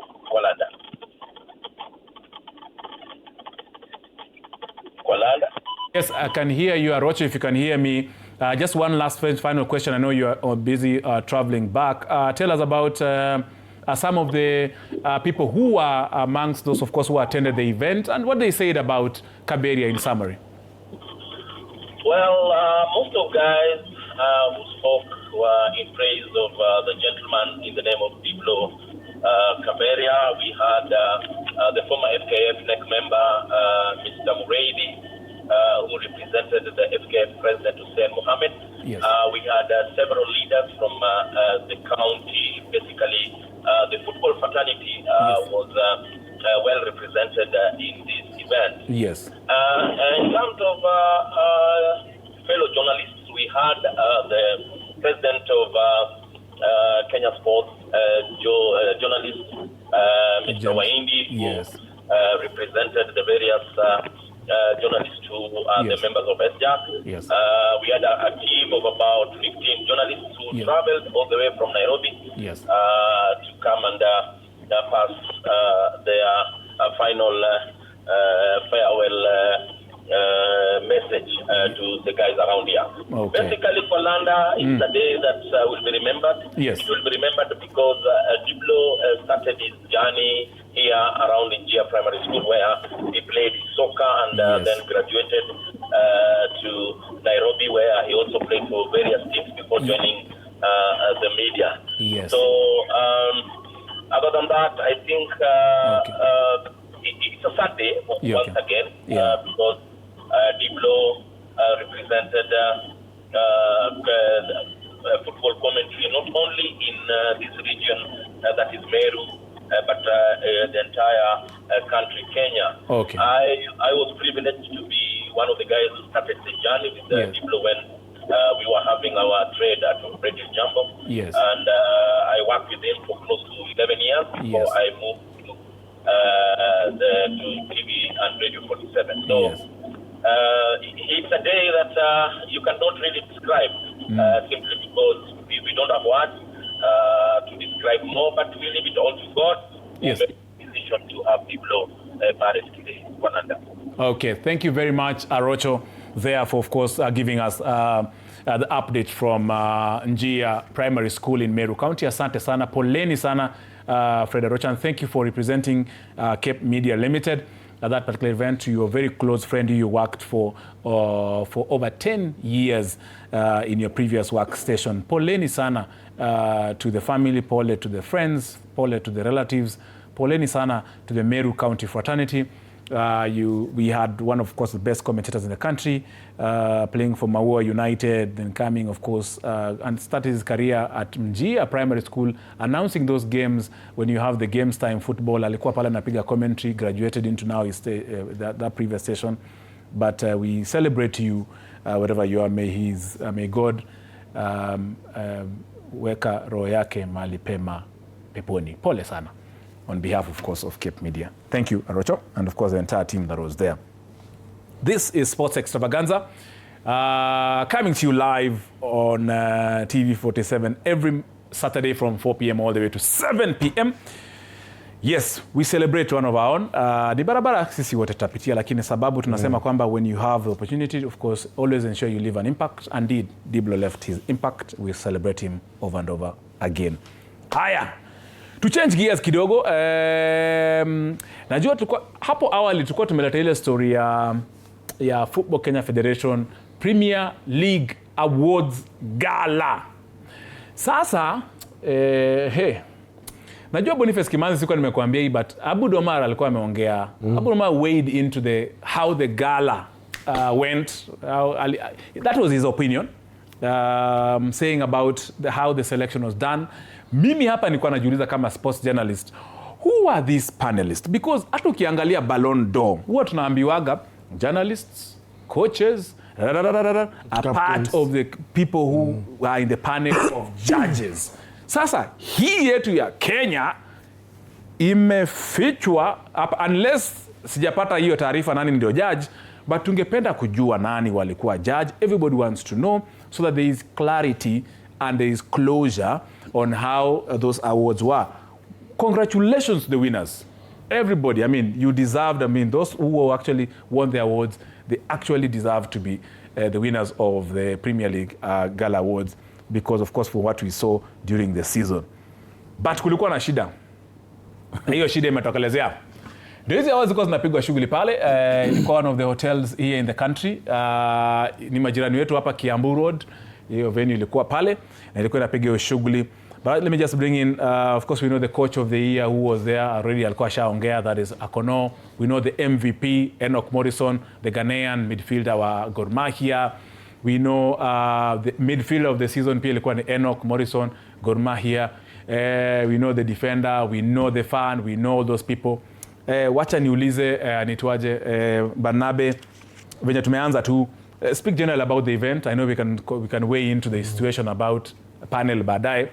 but everybody here who was shared in this particular awards gala, I mean, deserved to be the awards and the achieved. Yeah, sure, Tony. First of all, let me congratulate, the organizers of the event. Honestly, generally it was a success, one of its kind, because for the first time, I think it was really good to have number 1, number 2, and number 3. We had the runners-up because I think it captured. Yes, we had story kidogo. I deserved to win. Data don't lie. Nini. Yeah. But at least something happened. I congratulate everyone. By the way, recognizing also young players of the season. Yes. Kina Wangaya, Kina Rocco. It was a brilliant one because many youngsters are looking up to these boys. Yes. And sio lazimu kuwe na kimwili kikubwa ndio impress, you know. Yeah, you know Wangaya comes from Wangaya anatoka nyuma ya training ground yangu as a team. I know him kama kijana mdogo. Yes, kwa wengi hawamjui Wangaya comes from a home. You know, a children's home, and it is public, and we are really proud of him. Vile imekuwa. So the gala itself inaonesha vile pia tunapiga hatua as a country. You know, we've not had it. I don't know for some time, and now ndio hii imekam. So the sponsors, thank you, and in uplift the spirit of even players, because they know kuna kitu ambayo tunakuja. Ule mchezaji akichukua ile trophy aweke hata kama ataweka kwa kabati, but atajua once in siku fulani nilikuwa juu.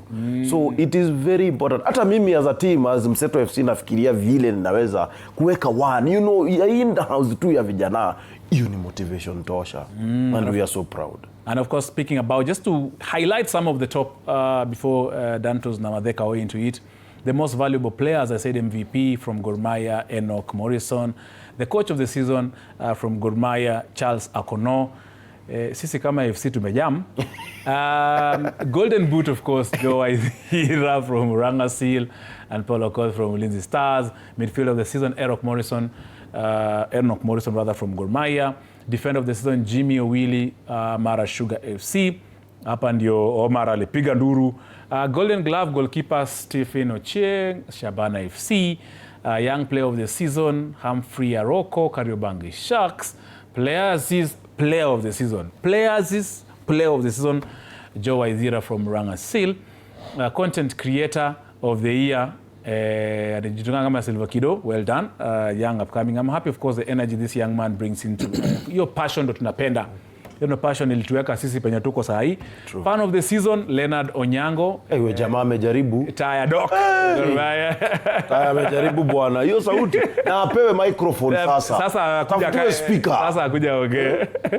Golden Pen Award, Washington Onyango from Standard Group, and of course most disciplined team, Mara Sugar FC, despite wao kipiga nduru zao za mwisho pale za Wanguru sijui wapi. But well done, of course, to that. Dantos Ibola, why do you into this? Again, congratulations to the winners, but vile tumesema, we as FC Leopards are so disappointed. Because I think what happened? I don't know what happened, but vile tu Tony aliuliza swali ya kwanza kesho ikianza, who normally chooses those winners? And I saw the video of Abud, and na agree na Abud 101%. Statistics don't lie. Unapata. Stats will never go wrong with stats. So Abud was right ku complain na akasema tu kweli yeye haezi lipa mtu. So that means ni maoni yake, but so that means kuna kitu ile atujui ama ile tujaambiwa, but yeye ametuambia. Ni kama ile tafakari ya babu, sasa nini mjijazie. But all in all, for me, I think it was a good gala. But another thing that we as Kenyans who love football, plus the players, when it comes to a certain events like that one, respect the theme. Kama ni African, let us sort tukuna African. Unanipata? There is no way a guy anaweza kuja hapo na maybe jazi ya Gor ama jazi ya FC na ameenda kwa gala. Doesn't make any sense. It's time for for us to celebrate you guys. So at least kuwa na ile discipline wakisema it's black and white tie, try juu chini mpaka kufanya ile black and white. That inamaanisha pia mko so professional, you follow the rules. Unapata hizi rules zinafaa follow from the ground to the gala to the end. But all in all, I think we as FC Leopards, we deserved so many awards there. And I'm not speaking like hiyo MVP angepata Tyson atoke MVP ungepata Tyson. Somebody like listen, somebody like Kelly Madada, very young guy. At least angekuwa motivated pale pia apateka awards. That's how you motivate. That's how you motivate. That's how you motivate young players when you wanna come up. But all in all, this is Kenya, we know what normally happens. And we saw so many teams kufanya gala zao wakiwa awarded, but the main thing nataka kujua ni after those trophies when you're napewa za hizo awards, zina company na pesa ama is just the award na ni hivyo? Kuna do. Kuna do, that's okay. Adeka. Inakaa Tony alikuwa kwa nini kwa panel bana. Iko na shilingi. Lakini pia mimi nikiongezea pale juu ya Dantos vile amesema, haipendezi sana timu kama FC Leopard tangu jadi hawaja kuja namba 2. Na kusema leo kweli kwa kupanga mpira hadi kulingana na boli vile inavyochezwa ni kikamilifu, FC Leopard ilikuwa juu kushinda hata hizo timu zote. Na ni ajabu sana hata huyo kijana amesema, huyo kijana mdogo huyo hakupata hiyo award. Na pia kwa upande mwingine ukiangalia Abud Omar, yeye anajichukulia kama ni international player. Sababu hata ukitoka hapo ukienda Malawi kucheza Malawi hapo yeye ni international player. So yeye anachezea nchi yake, international player kama yeye. Ni mtu wa Harambee Stars, ni mtu amekuwa captain pale, ni mtu bado tunamtegemea zaidi hata mwaka ujao katika Nations Cup. Sijui ilikuwaje kupata hiyo kitu, sielewi. Kuna question mark kubwa sana. Hilo umetangulia kusema sababu Abud Omar amekuwa national team wa Harambee Stars. Ndio, akipeperusha bendera ya Kenya. Na ni player ambaye ni international. Hata kama anacheza hii ligi yetu ya Kenya, tunamheshimu. Yes. Na timu nyingine ni Nairobi United. Imetoka NSL. Yeah. Ndio, ikatuwakilisha Afrika. Ikatoka Afrika ikatolewa, lakini ikarudi pale Premier League ya Kenya. For the first time nafikiri ndio timu ya kwanza imetoka NSL imemaliza number 4. If I'm not wrong. Si ni kweli? Itakuwaje katika hiyo selection Nairobi United hatuwezi kupata mtu hata mmoja hapo ndani? Inaumiza roho sana yani. Sasa inaumiza roho. Tony, kuulize. Inaumiza roho. Hii gala ilikuwa sponsored na nani? Na ligi. Usata usinijibu mimi. Na ligi ilikuwa sponsored na nani? It's something ambayo watu by the way wana discuss and wana feel. Najaribu kuanza the question of where is FC and the likes, okay? So wanaangalia who is sponsoring the league and who is sponsoring FC. Wacha tuachie hapa. Okay. But unajua si tuseme tu kweli. Kuna debate. But unajua because of the love of the game. But we're not saying that is the fact. No. That can be a fact. People want it on merit. Hata mimi niko nagopa kwenda hapo, but umeleta point poa sana. That's a fact. Unapata? There's a competition between the so-called brands. You get me? But it's business. But for, it's not supposed to be business. For the love of the game, inafaa ikuwe very fair because our football maliiko, we need to get it to another level. But tukianza mchezo ndogo hii, haifai. Tunafaa tukuwe neutral. It's not a matter that now you are the main sponsors. Now hata kwa when it comes to awards, you're the main sponsors. And I think that mistake ndio ilifanya hata Gor Mahia wakilift the trophy. We saw the main sponsor kwanza akilift trophy mbele ya players. We saw it. And I hope tuongelee hiyo kitu pia. And again the other one was this the by the way hii gala hii kwa sababu kuna a lot of those questions. Hii gala ni nani aliandaa? Is it the FKF or the main sponsor? The league sponsor? You know, we are not really disqualifying. Ama ni SJA. So hapo ndio maswali zinaanzia kuanza. You know, hiyo Abud anacheza timu gani? Na nani anashikilia wao? Hiyo FC, Mara Sugar is in business. Kumbuka. So, all those questions ukiziongeza unaweza kumbuka FC Leopards na Kenya Police, they have one sponsor. Yeah, FC Leopards. Mara Sugar and Gor Mahia. Lakini pia na hapo pia kwa upande mwingine yani inaleta show mbaya sana yani. yani haionyeshi ile professionalism. Yes, haionyeshi kabisa. Na Kenya football mimi hata nashindwa, hizi mashida tuko nazo na utoto mwingi sijui utaisha lini, sababu sioni itakuwaje kama kuna SportPesa iwe ndio ina sponsor ligi. Sijui FC Leopard ina sponsor na sijui Betika. Alafu wakati wa selection ya best players kuwe na mgogoro pale ndani. Wakati ndio mzuri wa kukaa chini na kuelewana, wachukue wale wachezaji wazuri wanaofaa wapewe yale mataji. Unaona, hakuna mahali Kenya tutaenda kwa football. But honestly, Morrison is the MVP honestly. Hiyo nayo tusidanganyane. Tuko na Morrison. Hii topic tutaongea mpaka kesho kutwa. Hii Morrison pia deserve na hadi show up.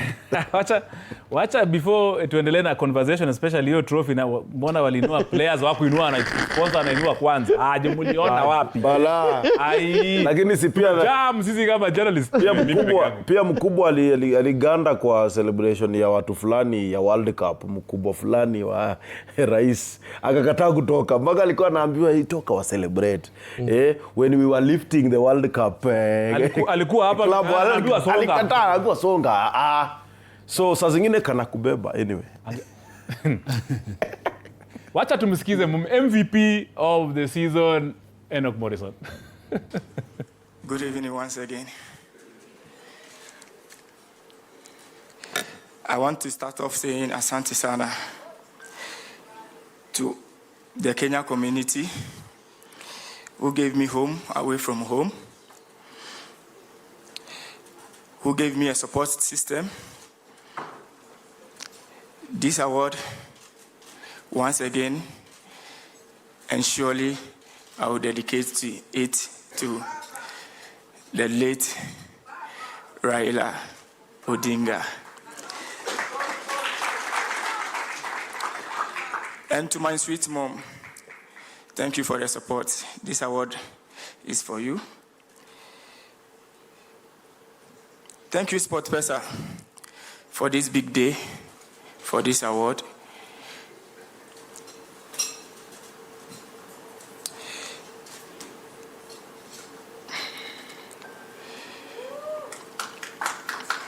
Round of applause, ladies and gentlemen.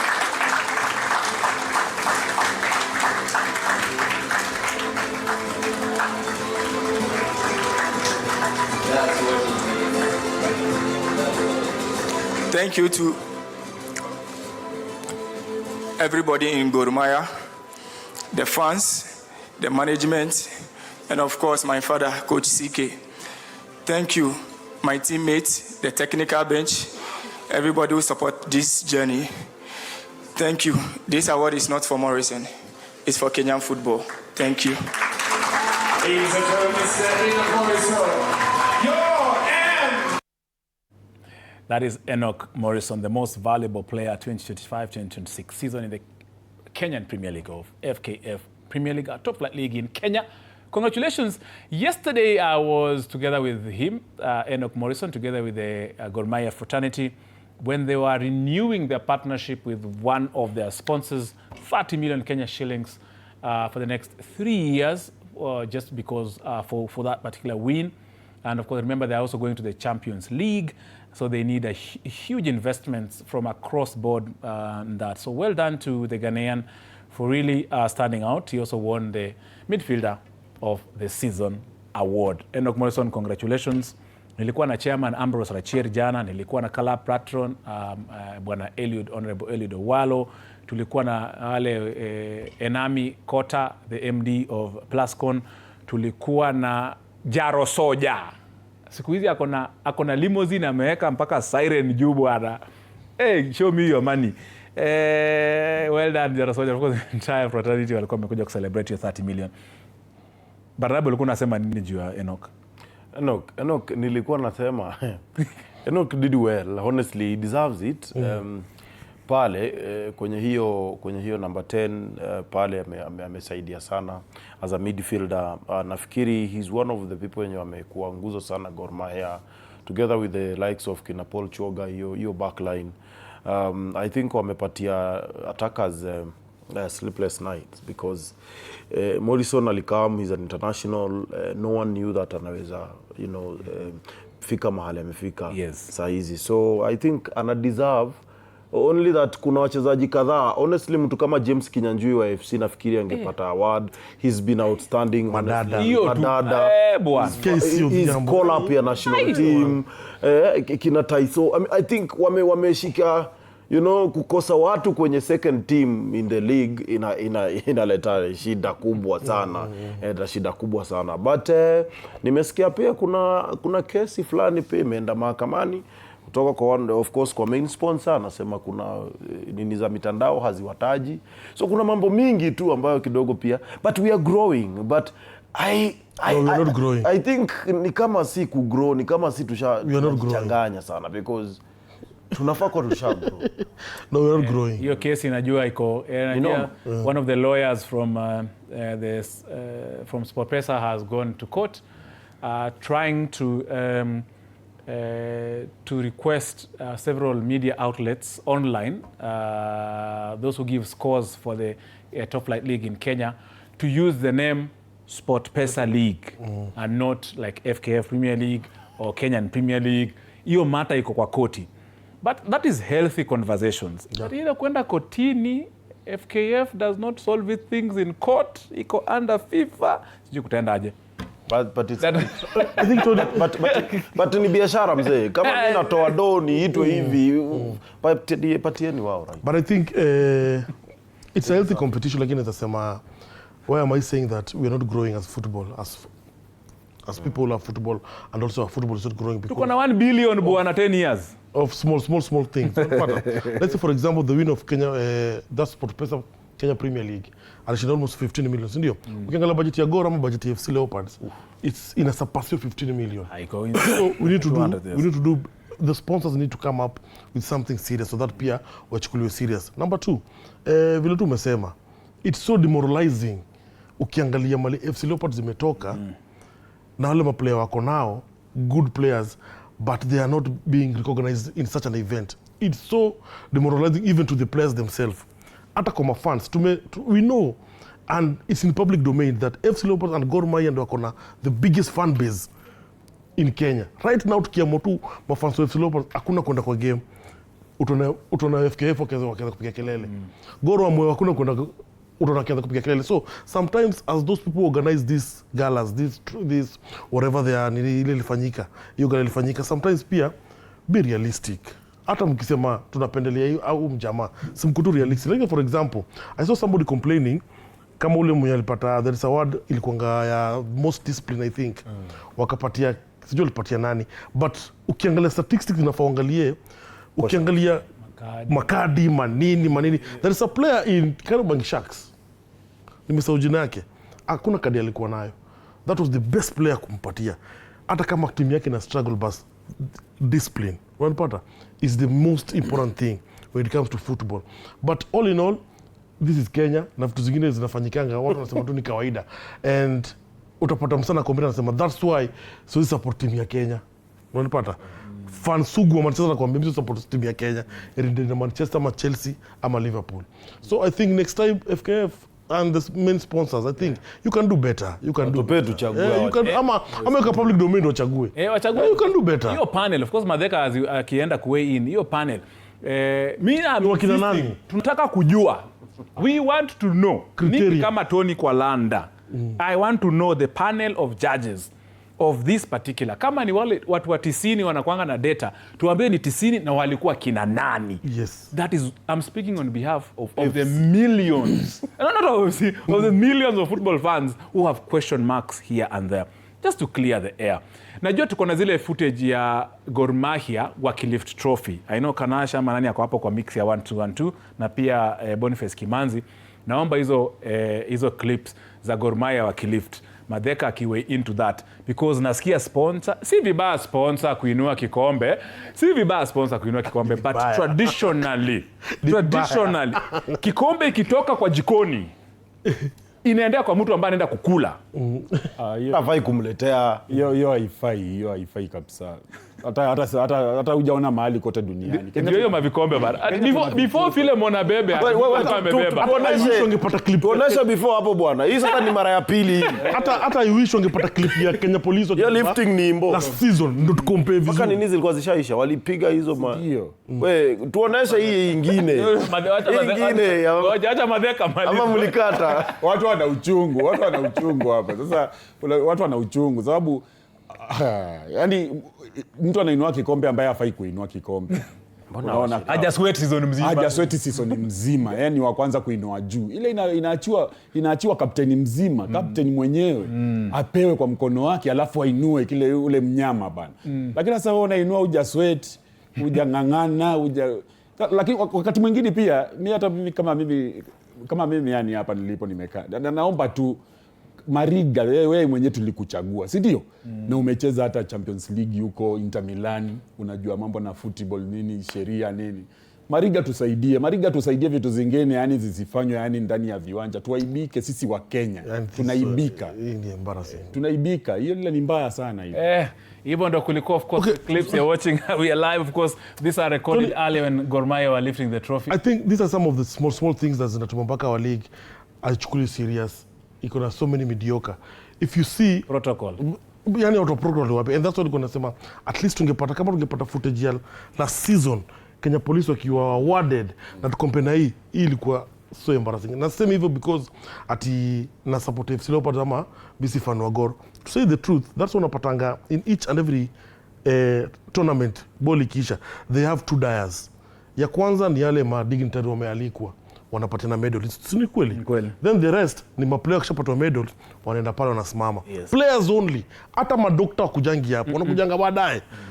Players only. Hata team manager kuangi hapo. But hii kombe vile litoka pale kwa the main dyers kwenda kwa ma players ni kama kulikuwa na so many mvutano. I saw there former Raila Amolo Junior alikuwa pale. The late mtoto wake alikuwa pale. Raila Junior. Kulikuwa na patron wa Gor Mahia, Oalo, kulikuwa na Karauri, kulikuwa sijui na nani. I saw even the aide of Raila, former prime minister the late, alikuwa pale. So such things mpaka unajiuliza, are these guys part of football?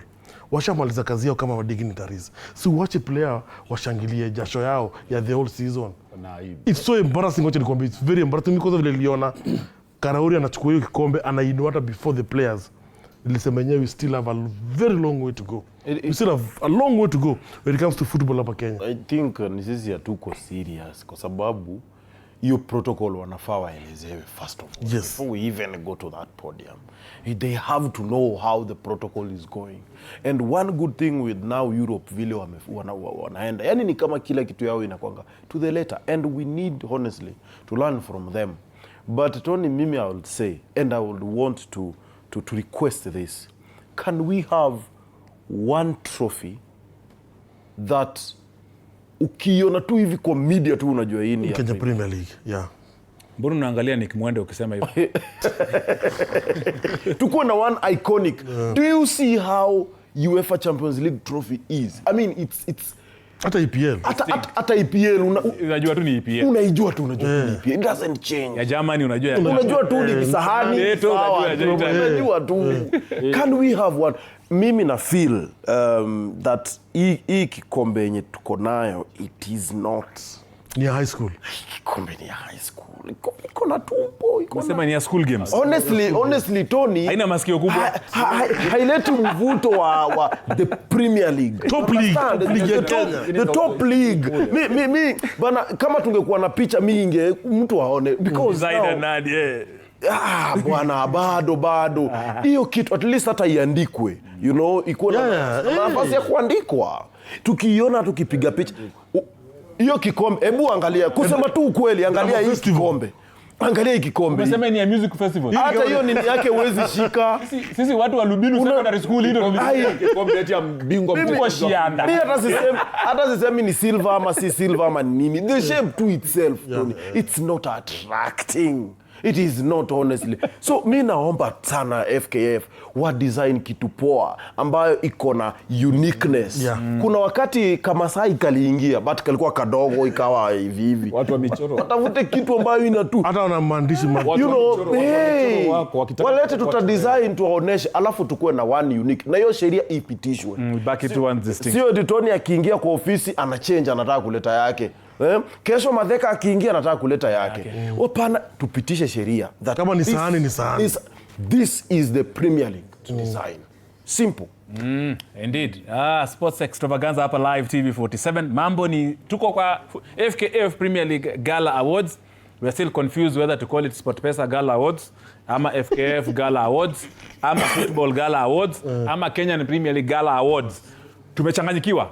So there needs to be direction from the Football Kenya Federation, the governing body in Kenya, because you have rules in terms of all these things. Hatuwezi kuwa mna rule the entire season, merule mpaka merule ya mara, alafu sasa mnashindwa kurule tu something simple, kitu kama Gala's Award. Hiyo tuache hiyo maneno tafadhali. Nilisahau kusema the FKF Premier League's FKF President's Award went to posthumously to the late Bob Munro. During that, of course, kumbuka the work that the late Bob Munro did in football, especially with Mathare United. Maisa alifanya shughuli yake kubwa sana pale nurturing. Most of these top footballers, all of them went through the hands of Maisa, Mathare United, under the late Bob Munro. Hiyo ndo aliwini award, nilikuwa nimesahau. It was very important to mention it. In Sports Extravaganza, we are live with Madheka, tuko live na Dantos, na pia tuko live na Barnabe. Niko dakika 10, mniambie kama tunaenda break baadaye. But kuna hii story. Najua tuongee, najua hatujamaliza hata mambo ya hii Awards Gala. Najua tulikuwa na bite zingine za ma players, coaches, kama mko nazo za Gor Mahia mtaniambia mkiwa nazo. But later on unaweza nipatia moja Nick Mavindi hiyo nyuna. Of course kwa tushasikiza nani anitwaje, we had listened to our coach of the year Kono, tayari tushamsikiza. Kama kuna nani? Kono bado Agire tunaweza pita tu ba. Wacha tusikie Hussein Mohamed, the president of FKF, atuambie gala ni gani. Hussein, president. For taking this cup for the 22nd time. No mean feat. Congratulations. To be nominated among the best in the country is already a significant achievement. To the award winners, thank you for inspiring the next generation of footballers and demonstrating that what excellence looks like.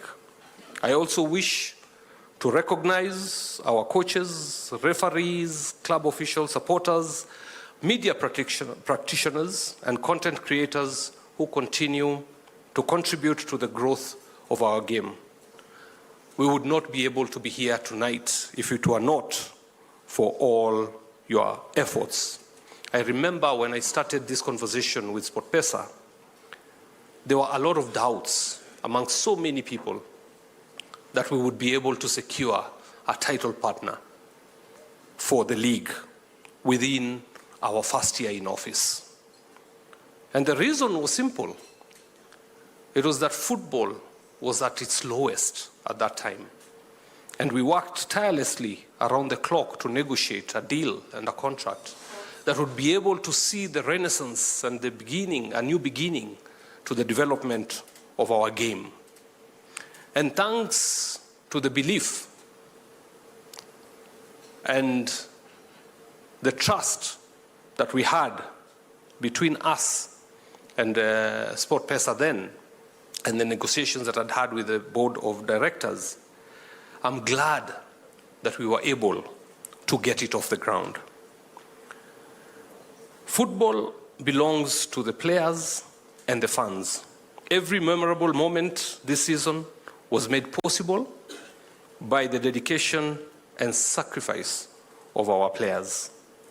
Tonight is an opportunity to celebrate not just the trophies and statistics, but the people whose talent and commitment make football the most loved sport in our country. This season has marked an important chapter for Kenyan football. Together with our partners, we have worked to strengthen the credibility, competitiveness, and commercial appeal of our leagues.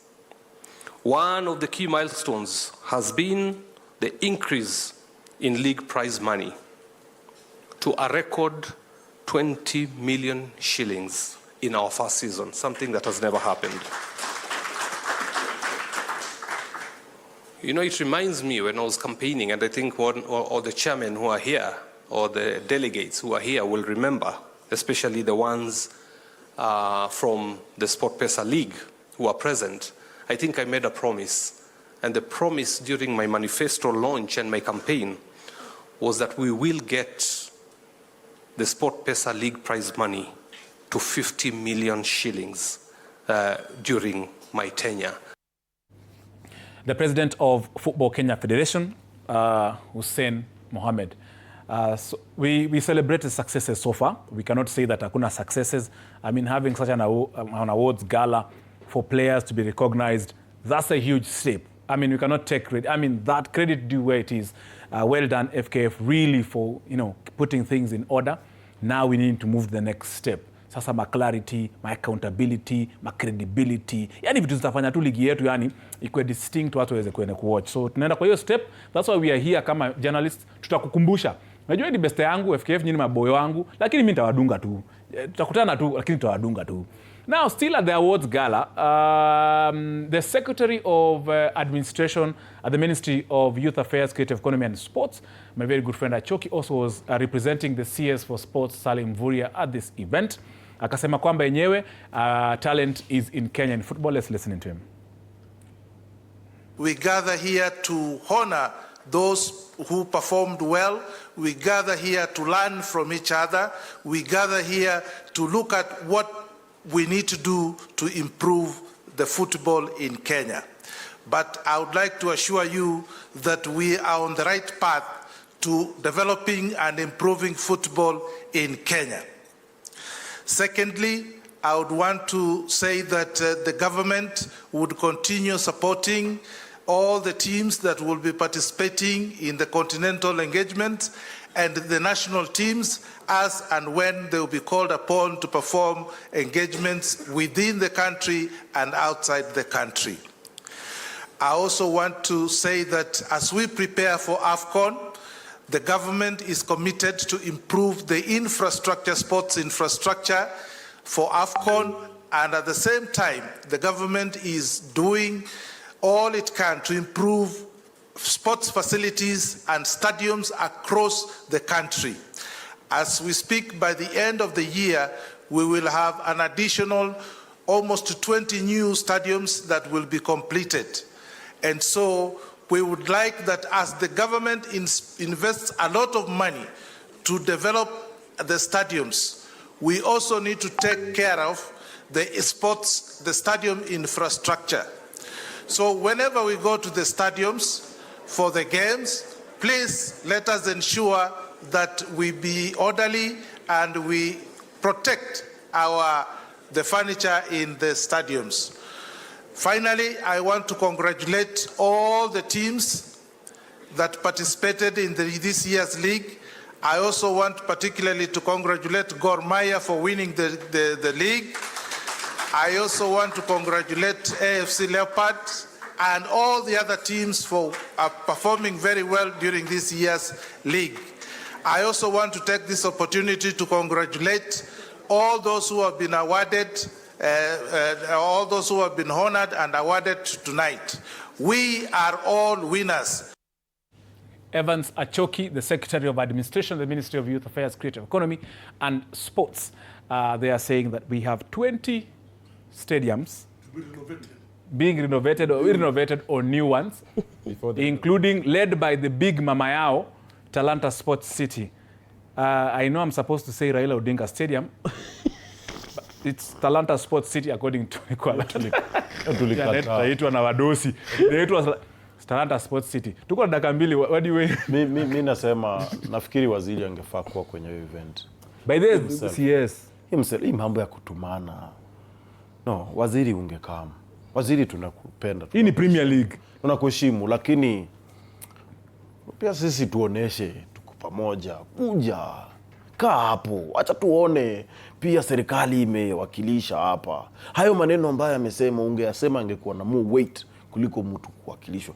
With all respect of course kwa Evans Achoki, yes. But waziri, unge make time hata kama uko na other duties of course. Ipitia tu. But come 10 minutes wewe. Yeah, sema kitu, umetumwa. Rais amesema 1-2 ama wewe pia you know, kwa sababu kesho tutasikia hizo 20 stadiums kuna sasa kulienda aje. Nani anakuwa hold accountable? Yeah. For the sake of respect wako kadogo, ingia fika. Dantos 1 minute tukipita. I think the best CS tumeshai kuwa na yeye wa sports sababu na Mwamba. Nasema ako Uganda. And I can tell you without fear contradiction. Sababu na Mwamba angekuwa hapo. Yeye angekuwa ndio MC kwanza. But all in all, sometimes the government pia wanafaa kuwa serious. Kwanza na wale ma-CS wanatupatia when it comes to sports. Hizi ni kitu tunatumambaka tunaona ni kama government inachukulia sports like any other game, any other wanapata. If we have a serious sports CS kama Ababu na Mwamba, believe me, huyu mtu alikuwa na vision of sports hapa Kenya. Si football, si rugby, si volleyball, zote. But all in all, hizi ma-promises tumezoea. Aya. Uko na 30 seconds, Madheka. CS wetu Bwana Mvurya Salim. Mimi niko hapa na kuwakilisha, natoka Kwale County. Chungu nilionao ni kwamba yani ukiwa governor nimekupa kura mara 2. Ungefika tu, mimi ni kwa sport. Ungefika tu, nataka kuona nikasikia raha yani. Ongelesha na mtu wa home. Hiyo bwana. Sumuongelesha kidogo lugha ya nyumbani kidogo. Atakuwa na raha. Hapo ndio shida inaingia. Ongea lugha ya nyumbani bwana. Hapo sasa ndio shida inaingia. Hapo ndio tawe bana, next time attend bana. Dennis Madeka akikosa AI, hizi ongea lugha ya mama. But of course we are Banabe, Madeka and Dantos here, of course on our Football Fan Zone. We are taking a very short break.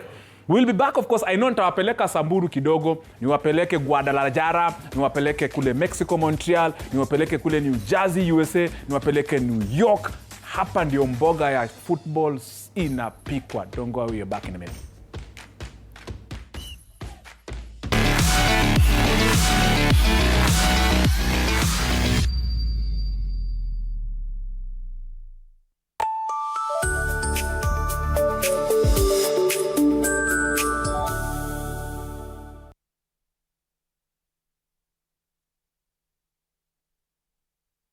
Games brought us here, but history doesn't care about the journey. The Premier League is the best league in the world. La Liga is far and beyond the biggest winner. It only remembers how it ends. You ball it. 8 titles. 1 month of mayhem to decide them all. Stay connected and watch GOtv to catch the football season finale this May. It's on. Skia ni juicy. Flavor zote tamu tena fruity. Yummy na flow kama maji, juu ni tamu kama sali. Ni juicy. Are you bored? Kuna vitu zinakuudhi, usijali my bro, ibu kama taka juicy juni. Tonight on Connect In. Welcome to Connect In, where we have executive deluxe rooms. And remember, limited availability, so book yourself a space. Imagine Liz is putting on the internet that we have executive rooms here. You are inventing things that do not exist. I need all your rooms. Corporate retreat and payments immediately. Portion control matters. You bring pressure. Because we're trying to grow the... Grow what? Panic sometimes make people think stupid things. That should be on a motivational poster. Saturday at 8:30 p.m. I don't need Dom Perignon, I don't need Chrissy. His palms are sweaty, knees weak, arms are heavy. Black cotton, steady stressing, Smith & Wesson's count my when I'm gone, just carry on, don't mourn, rejoice every time you hear the sound of my voice. Just know my best friend. Weak, I have been crying. I never forgive you and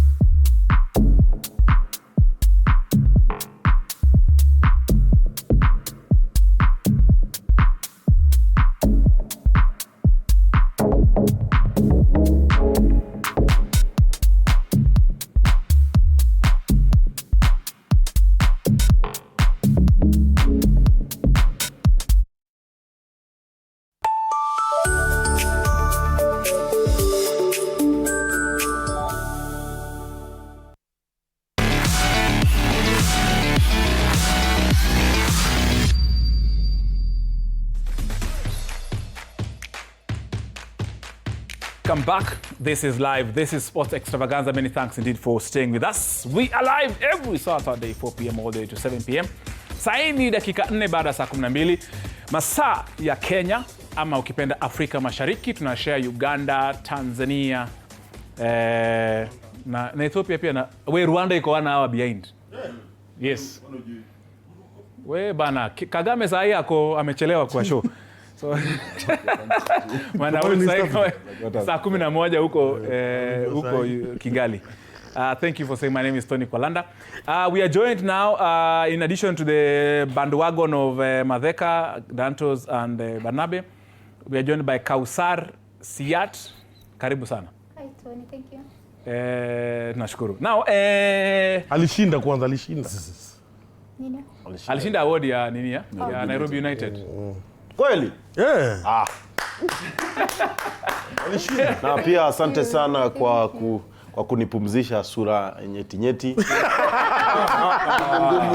Asanteni sana producers. Wana balance equation balance. Congratulations. Mezoea tu hapa sura ngumu. Ukigeuka hivi. By the way tulikwambia award zao zilikuwa poa kushinda hii sport. Nairobi United And yes and our very own Brian Mzee from my hood aliwin midfielder of the year. Pale kuna shinda na unatoa kitita. Rayo. Yes. Yeah. Nasikia sali dungwa do. Cash. Sali na 1 million By the way, cash. By the way, kuna promise yenye governor alimake ya stadium. Na bus. Na new coach. Hiyo Nairobi. I think that's how motivate players. Alisema stadium. Yeah.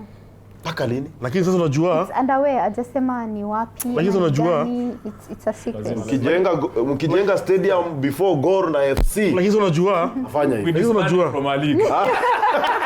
Lakini unajua alisema atamegrao lakini hatuko sure kana tengeneza. Relax. Nyinyi simepromise miaka ngapi? Tuonye. Ile jambo unasema hivyo. Nione kana nakwambia mbona unasema hivyo. Sio sema mbele ya kamera. Relax. Wewe tulia. Yeye alisema if you know you know. Alisema Nairobi ni long term. It's long term. It has nothing to do with the position akonayo ama nini.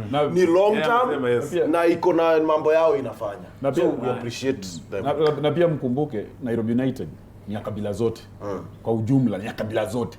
Na ile klabu itakuja kwa Kenya ichukue Champions League recently ni Nairobi United sababu haina si ati ni ya Waluya ama wa Kisii. Amka kwa hiyo ndoto. Hakuna amka kwa hiyo ndoto. Sasa hitu na Mombasa United yuko pia. Wewe uko wapi? Amka kwa hiyo ndoto. Kausar wewe ulikuwa kwa awards za Nairobi United. I congratulated you offline. Congratulations once again for winning an award of the best journalist contributor. Yani Kausar ako bado kwa social media inaitwaje? Watu wakufuate huko. My social media Kausar or Lali_Siat.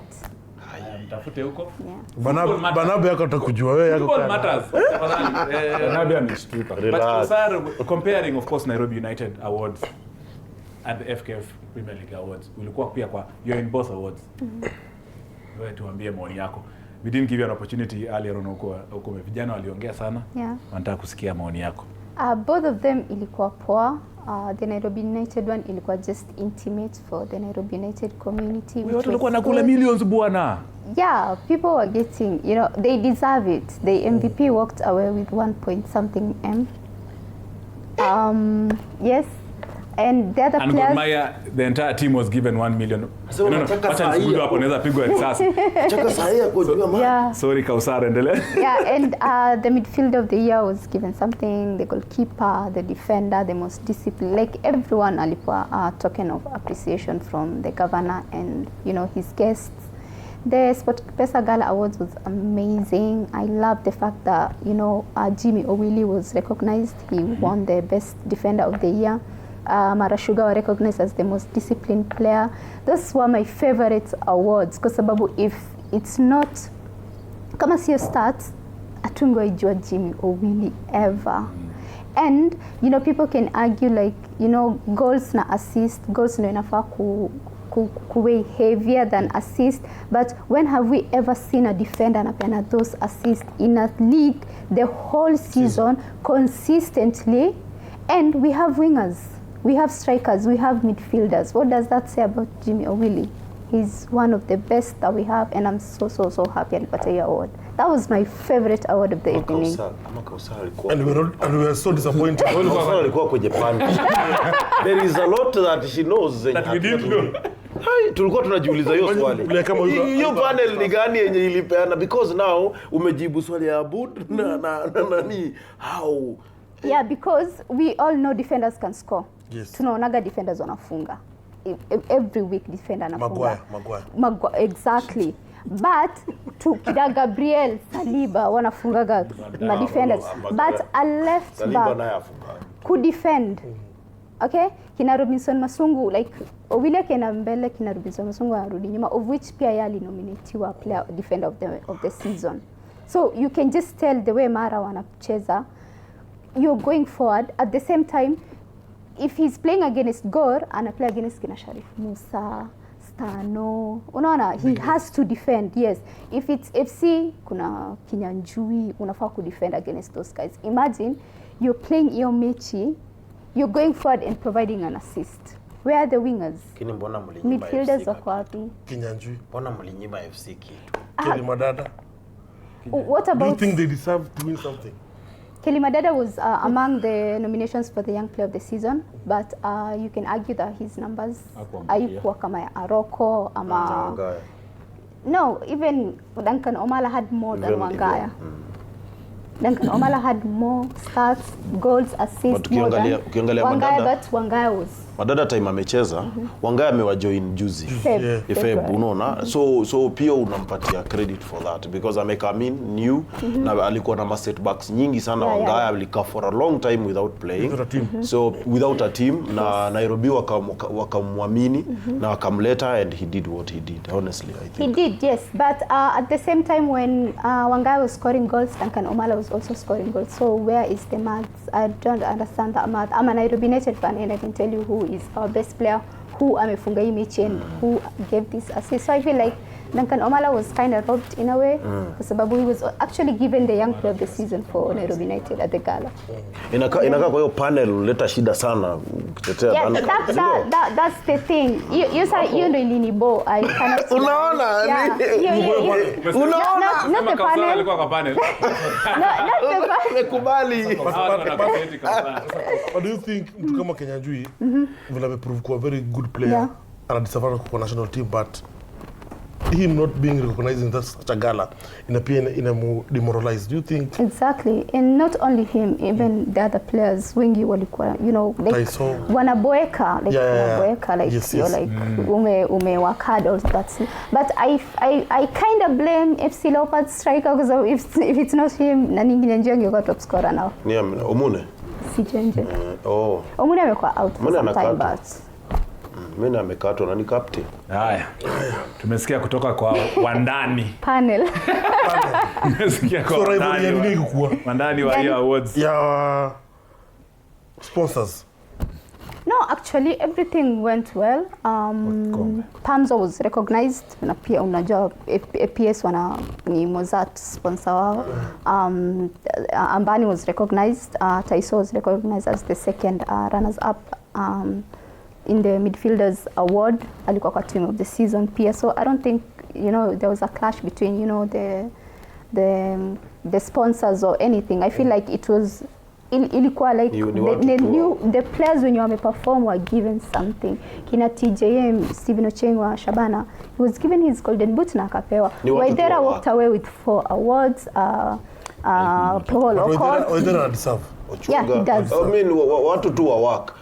Tony mimi na feel nikimaliza tu mimi na feel hivi. This is what we want. Honestly, this is what we want. This is the competition we want in this league of ours.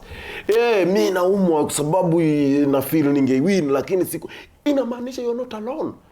You know, Abud is a very good friend of mine, but you know, sasa kuna ka competition kako hapo. Next season atawaka hada anajua mazee.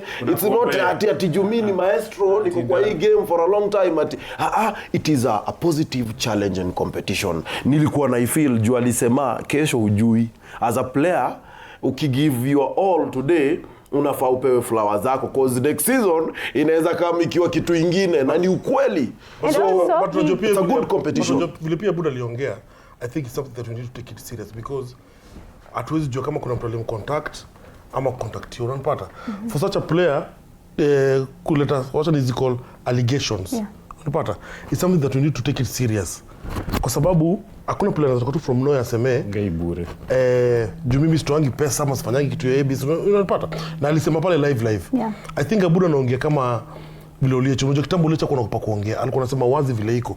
Hata mbele ya Mnyamoya kako hapo. And that's what we need. Unapata? So ni kitu tunafaa tuchukue very serious na I think as organizers pia wanafaa kuenda wachunguze. Mbona huyu jamaa alitoa hizi hii allegation? Lakini pia tuachane na history pia allegation. Just because something didn't go the way watu wana feel pia tusiseme kulikuwa na mchuzi mahali. I mean let's accept that hizi ni results zilitokea na mambo ilikuwa too clean. Tuache ku overthink because this is how we kill the game. Ile kipo na support sana nani Banabe venye anasema kocha. Si sababu kusema ukweli Kausar vile amesema kitu ambayo hata watu wengi walikuwa wajui lakini wamefunguka akili. Sababu huyo defender alikuwa kitoka nyuma anaenda kule mbele anafanya assist kitu haijaonekana. Unaelewa? Ambayo sasa hiyo ndio ilibidi nani kapteni wetu nani Abdul Omar akakuwa hawezi chukuliwa the best defender. Na Abdul Omar atulize ile roho yake sababu yeye inaonekana hata hiyo ligi ikiwa katikati alikuwa roho yake na akili yake inamuonyesha kwamba yeye hata hivyo also ndio nitachukua hiyo. Unaelewa lakini sasa ni kitu amebeba kwa boss. If you've worked for it okay, it's okay. Compare iko. The fact that ametoka left back akarushwa katikati direct. Not many players wanaezana na hiyo. And he scored so many free kicks against KK Homeboys, against Sharks, against Shabana.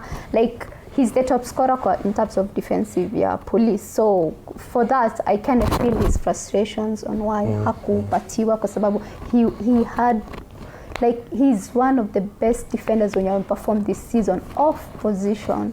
He is ranked #1, but you know Jimmy Owili deserves it all day every day. Haya, hao ndio insiders. Deep state. Deep state, cartels ya football. Thank you for that. Wacha to shift gears kidogo kwa Gor Mahia. Mbio unajua mambo we can always mix up all these things into one.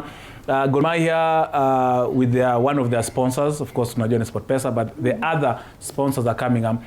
One of their non-betting sponsors, that is Plascon, ile ya kupaka watu wa rangi, 30 million Kenya shillings for the next 3 years. Watu walikuwa wanapiga kelele huku chini wakisema hawa anatoa pesa kidogo, ametoa pesa kidogo, sijui nini. 30 million Kenya shillings. Alafu Gor Mahia wakadungwa 1 million waende wachafue. Sasa hii Gor Mahia wapatikani anywhere. Gor Mahia sasa wako tu mitaani tu wanakula kitu. So I covered that event yesterday at one of the hotels in Nairobi, where they're being awarded that amount of money. We were together with the chairman of Gor Mahia, Ambrose Rachia, patron Eliud Awalo, Captain Philemon. We were together, of course, Eric Morrison alikuwa kule. Tulikuwa pia na managing director Enami Kota wa Plascon, and a host of other, of course, including Jaro Soja and other fans who came out in large numbers. Let's listen in to wacha tuanze na patron ama tuanze na chairman wangwana wako kule nyuma. Tunasema aje? So also I know Gor Mahia, the winning bonuses, I'm being told, now they're going to the Champions League. The winning bonuses nasikia zitakuwa zina increase. I'm happy, of course, Plascon has taken that initiative of now awarding players individually and also as a team. I understand mabonus za kwa mingi. In fact, pia watu wa Plascon pia nasikia kwamba wameanzisha a certain, I think kuna rangi ya Gor Mahia. Yaani kuna rangi ya Gor Mahia. Venye unaweza paka rangi ya green kwa nyumba yako.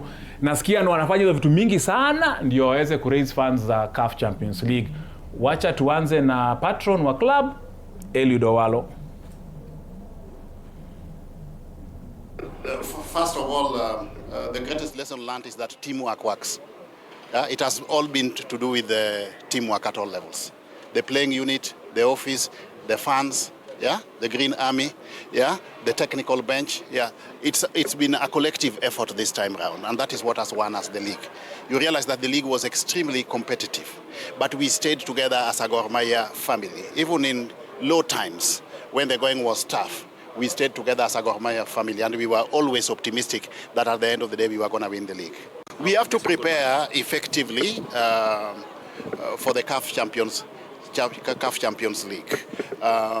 As the chairman has indicated, we will, based on advice from the technical bench, see how to strengthen the team. We don't want to go into CAF Champions League as mere participants. Yeah? We want to go into that championship as prospective winners so that we can replicate the feat of the Gor Mahia team of 1987 that won the Africa Mandela Cup. Yeah? So we are not going there just to participate. We go there to compete effectively and possibly win so that we make our fans proud one more time. Yeah. The amount of financial sponsorship that Gor Mahia has attracted so far is a drop in the ocean compared to the enormous financial outlay that is required to compete effectively in the CAF Champions League. And in that regard, we will be reaching out to more and more prospective corporate sponsors to come in and chip in. We need more and more sponsors over and above what is already in place. Eliud Owalo is, I understand, is the one who actually created the negotiations, that particular company, Plascon. Yeye ndo alienda akatafuta kina Plascon, akaletea Gor Mahia. Saa hii ndo zimeanza kukuja, watu wa Plascon wameanza kuona Gor kuna kitu hapa. But of course, just way into that, Banabe wanaenda Champions League, lazima tafute do, 30 million pesa kidogo sana. They need over minimum ya kwenda Champions League. They need not less than 500 million Kenya shillings. You are right, Tony. It is not this is not something small. Champions League is really huge. And I think wale watu wanasema ni kidogo, hawajui venye hiyo pesa itaokolea mahali. It's a lot of money to Gor Mahia, 30 million. Although inaenda for a span of 3 years, which is really a big period, lakini itawasaidia. Saa hii sasa kwa sababu Gor Mahia are going now to the Champions League, I think it's time now watu wa come in, brands come in. Najua wengi watakam ku associate now because now they are now going beyond our borders, and this is the time. Honestly speaking, for Gor Mahia to at least reach somewhere, lazima tu wapate other sponsors kando. Nowadays you cannot get a one-all sponsor. Haiwezekani. You have to have brands kidogo. My only problem is nini yao ni gani? Unajua lazima at least kukuwe na mahali wao wanashikilia, tuseme kama ni mambo ya safari ni sisi tunashikilia, na pia brand yao itawekwa wapi, wako na shirt sponsor already nini. Wako pia na a running website Gor Mahia, nimeanza kuona nini yao ya the new sponsors pale. So si mchezo, Wakenya wajue kwamba Gor kwenda hii Champions League ni noma. Kutoka hapa kwenda Casablanca huko, utoke huko urudi uende Pretoria, utoke huko uende DRC, na saa hiyo si timu ni ile safari ya NSL mnapiga Mombasa usiku, mchana mnacheza game, mnarudi usiku. Si mchezo, ni ndege. Na sasa saa hiyo unajua hapa ndio maofficial sasa wanaongezeka. Juu sasa mnaenda masafari, kila mtu anataka kukaa. So it's not easy. Tunawajua, we will know you. It's a good plus. Just before we weigh in, si tuko na Ambrose, mtacollect Ambrose Rachier pia aliongea. Wacha tumsikie tu Ambrose Rachier, chairman of Gor Mahia, mbio tu alafu Kausar Dantos na Madheko atawin. One thing that is clear is that there has been a great improvement in terms of finances.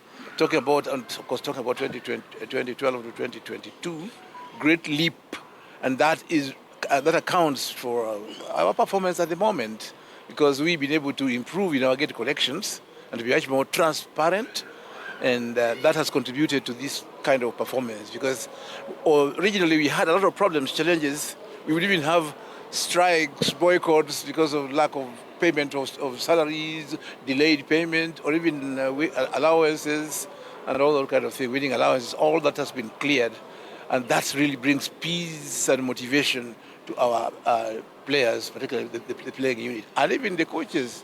And the threats of ban, instill fear. So we have been peaceful, we've been motivated, and we've had some challenges, but we overcome them courtesy their financial contributions coming from our sponsors, including present at where we are today at Plascon. They started in a small way, and there were a lot of people complaining about, oh, that is so minimal, but you see the eventual, increment, and we still are hopeful that there will be a greater financial improvement in the future. We need more sponsorship, we need more money, because that has been our greatest. We need more money. If you're joining us, this is Sports Extravaganza. We are celebrating Gor Mahia for getting more goodies. And well done to them. They need more money. I remember, I know Mtayoi, Treasury CS, John Mbadi alita team juzi, akawadunga. We don't want ad hoc ways of rewarding our teams. As a government, kaeni chini, mupange, venye mnapatia Gor Mahia do. Hii mambo ya CS Mbadi wa Treasury aite team, kesho sijui president aite team, kesho kutwa governor Sakaja aite team, kesho kutwa sijui Ongonga huko Wajia aite team. Wekeni resources pamoja, all that money will be collected, it can be 1 billion, patie Gor Mahia waishie. Hii mambo ya 20,000, kitambo ametoka waende kwa governor, washakula do imeisha. Yes. Hapo ni kweli kabisa hapo.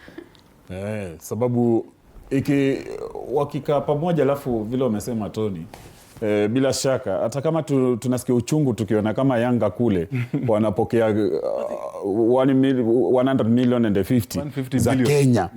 Wakati sisi tunapewa, okay, tunashukuru Mwenyezi Mungu, Hussein president ametutoa pale 3 million, ametuweka 15. Lakini sasa at least hata kama kidogo, lakini sasa government wakikaa chini pamoja nene na nene, at least iletwe hii. At least utapata hata wataweza fikishwa, inaweza fika hata 300 million. Ambapo sasa hiyo itakuwa ni kichele kizuri kwa wana Nairobi, wanasema kichele, yani itakuwa ni pesa nzuri yani. Yani mnataka Rigijia kuja kae na Ruto waweke pesa pamoja wapatie Gor. No, Rigijia taita watu wake.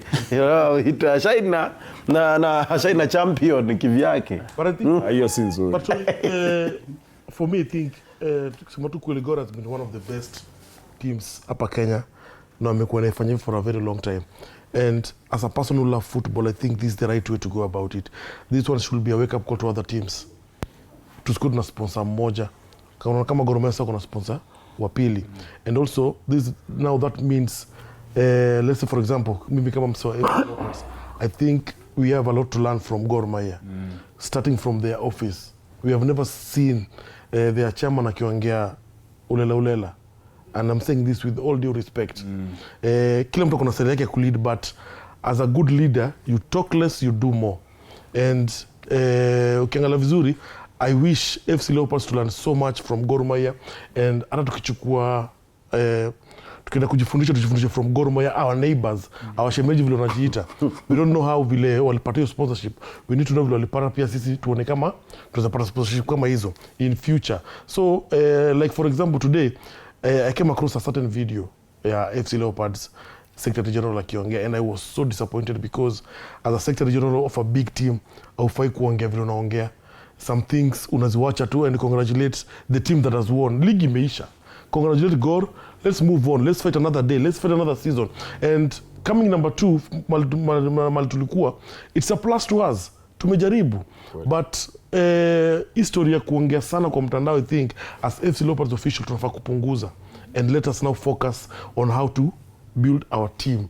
Si ati hapa unapata chairman anaongea hivi kwa mtandao, Secretary General anaita press, bloggers wanasema hivi. It's so embarrassing. It's so embarrassing.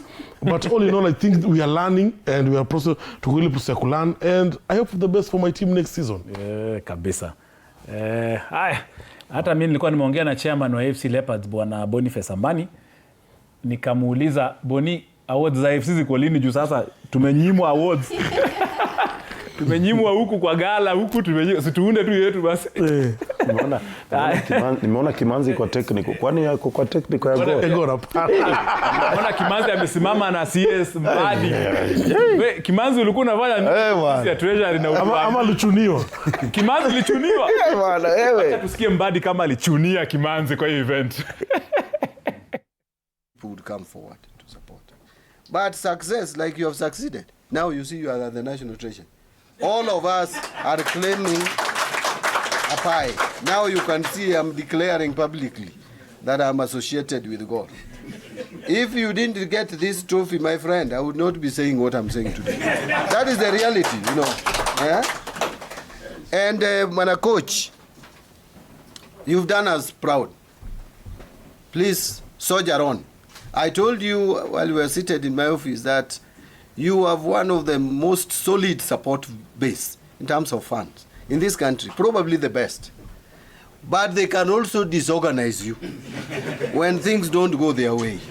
So you must be thick-skinned, you know? You must be thick-skinned. Don't be easy you don't give up quickly. You must soldier on. There are difficulties. You can hear the chairman has mentioned a number of challenges.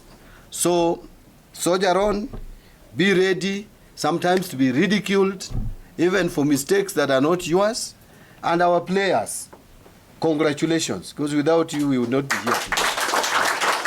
Together with the entire technical team and the management of Kogalo, thank you very much. I am proud to be associated with God because of what you are doing. Now, GOR is not, let me just mention something, that GOR is not just a club that started yesterday.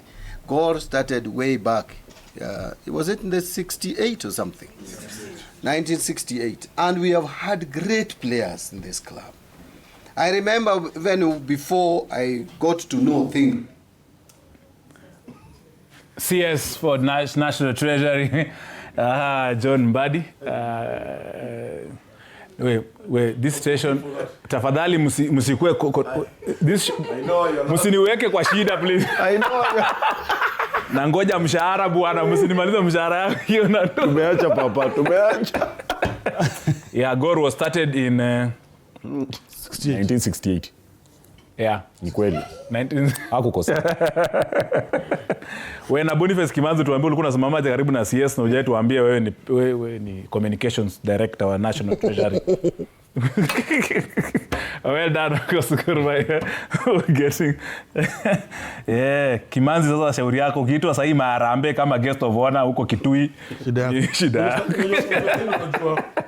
Sasa ndio mafans pia FC Leopards na GOR utajua umuhimu ya Raila because Raila alikuwa anacheza zote. Alikuwa anajua benye. Ako FC Leopards, ako GOR, ako Shabana. Alikuwa anajua. So tumebaki na Mbadi ni GOR peke yake. Hata ndio FC. Haya, of course ndio hiyo hapo. Mbio sasa najua tumemazana hiyo kidogo ya GOR ama kuna bite nyingine. Kulikuwa na bite ya nani? Hebu nipatie hiyo Kibwage tumsikie kidogo tafadhali. Wacha tumsikie hiyo Kibwage alikuwa anasemaje. Ni feeling fiti sana na mpaka saizi bado furaha tu imejaa kwa mwili, so nafurahia na naopa moments like this at least kila season sasa imenipea motivation na kwa nasukuma hivi ndio iendelee kwa hivi. Personally hiyo nimekuwa target all along kucheza where the big boys are na ni hapo kwa Champions League where champions are, so na feeling fiti na pia kwa team kila mtu anajua hiyo feeling ni poa na tulikuwa tunatarajia hiyo, so ni sisi sasa kwenda at least kusukuma tuweze kwa achieve targets tumeweka kama team. Naweza sema tu kucheza kwa timu ya taifa ni kitu, ni lengo ya kila mchezaji na ni feeling poa sana. Ukiangalia kila mchezaji anaangalia kukua kwa timu ya taifa. Mimi mwenyewe niko hapo mpaka saa hizi na bado tuko kwa preparations za AFCON yenye inakuja next year. Kwa hivyo sasa unapata tunajaribu kusukuma ili tuweze kuwa na team poa by the time inakuja hiyo time ya AFCON. So saa hizi bado friendlies, we are still preparing. Na nafila coach pia anapatia kila mtu chance. Anataka kuona kila mtu ndio tuweze kuachieve hiyo target yetu kama nchi. Defender wa Gor Mahia, Harambee Stars. Kibwage. Yes. Kuna ingine tukimbie mbio. Unajua niko na World Cup na najua Ngwana anataka kuongea ma World Cup. Sasa of course tumeona hiyo venye mmesema Gor Mahia wako fiti, wako na mambo ya FC mazee na niuma. Inatuuma sana. Inauma. Ambani chairman tafadhali. Hiyo message rudisha. Delete alafu niambie kuna awards kama next week. Number 2. Naumia number 2. Naumia. Shinda ligi. Inauma. To have the lager. Every club ikuwe na their own gala nimeona mara, but it's not a gala, but walipatia awards. Awards, the MVP, hata Kayole Starlets yenyewe tunaekanga hiyo gala. Every club should have. FC Leopard number 2. Tumenyimwa national team, tunanyimwa gala, hatuna gala yetu ya internal. Ai! FC wana award nani? Noma. Number 2. What position 2 kwa ligi? Wacha tusikie midfielder of the season Morrison. Thank God for this opportunity, Yes, this is my best ever moment and season since I started playing football. This season has been good and I know this is going down as an history, so I thank God. Since I won, a lot of messages from the family, from the friends, from my colleagues, teammates. Today I brought a trophy to the players. You can see they were very, very happy for me. So this shows that it means a lot to us as a club. We started together and we went through ups and downs together. So me achieving this success, I feel like is the whole team. It's not basically because of me. And to my future, of course, we all know for what it takes for someone to win a player of the season, right? And how people will respect you, the value that it will bring on you. So it's a big achievement. Ghana are in the World Cup. Ghana teenagers recently made headlines in the global scene, especially William Ghanaian ako na timu ya Tanzania. Akonor, coach of the season. MVP Ghanaian. Midfielder Ghanaian. Na wote wako wapi? Na wote wako Kenya. Na wako national team. Na muko national. Hawajaenda wote. Aliitwa nani? Morrison aliitwa kwa national team ya Ghana. Hawako. Hakuitwa. Hawako yani, hawako. So that means MVP kwa ligi. Lakini so that means ndio kitu maliko. Wale si ndio nasema sasa. Ndio kitu najiuliza roho yangu. So we need to improve on that. Isikusumbue baba. Nimesumbua madheka sana. Nimesumbua mimi. Sababu mimi nimekuwa supporter mkubwa wa Black Stars Ghana tangu nikiwa na miaka 12. Ujamaa umesupport Unasikia? Mimi nimekuwa support mkubwa wa national team Ghana Black Stars nikiwa na miaka 12. Na cha ajabu naipenda sana Ghana kwa uchezaji. Hata sasa hivi wamerudi World Cup nimesikia at least nimesikia raha lakini hawawezani pia. Hawawezani vile sana. Lakini sasa uchungu wangu ni best player wa ligi yetu Kenya, si ndio? Ni Mghana. Si ndio? Sijui mwingine ni Mghana. Ghana sasa hii wako kwenye preparations za nini za World Cup. Huko sijui ni wapi lakini hao hawajaitwa hao ambao wamechukuliwa hapa kwetu. But there was a time Akonor was linked to the Ghana. Going to Ghana national. Yeah. Linked.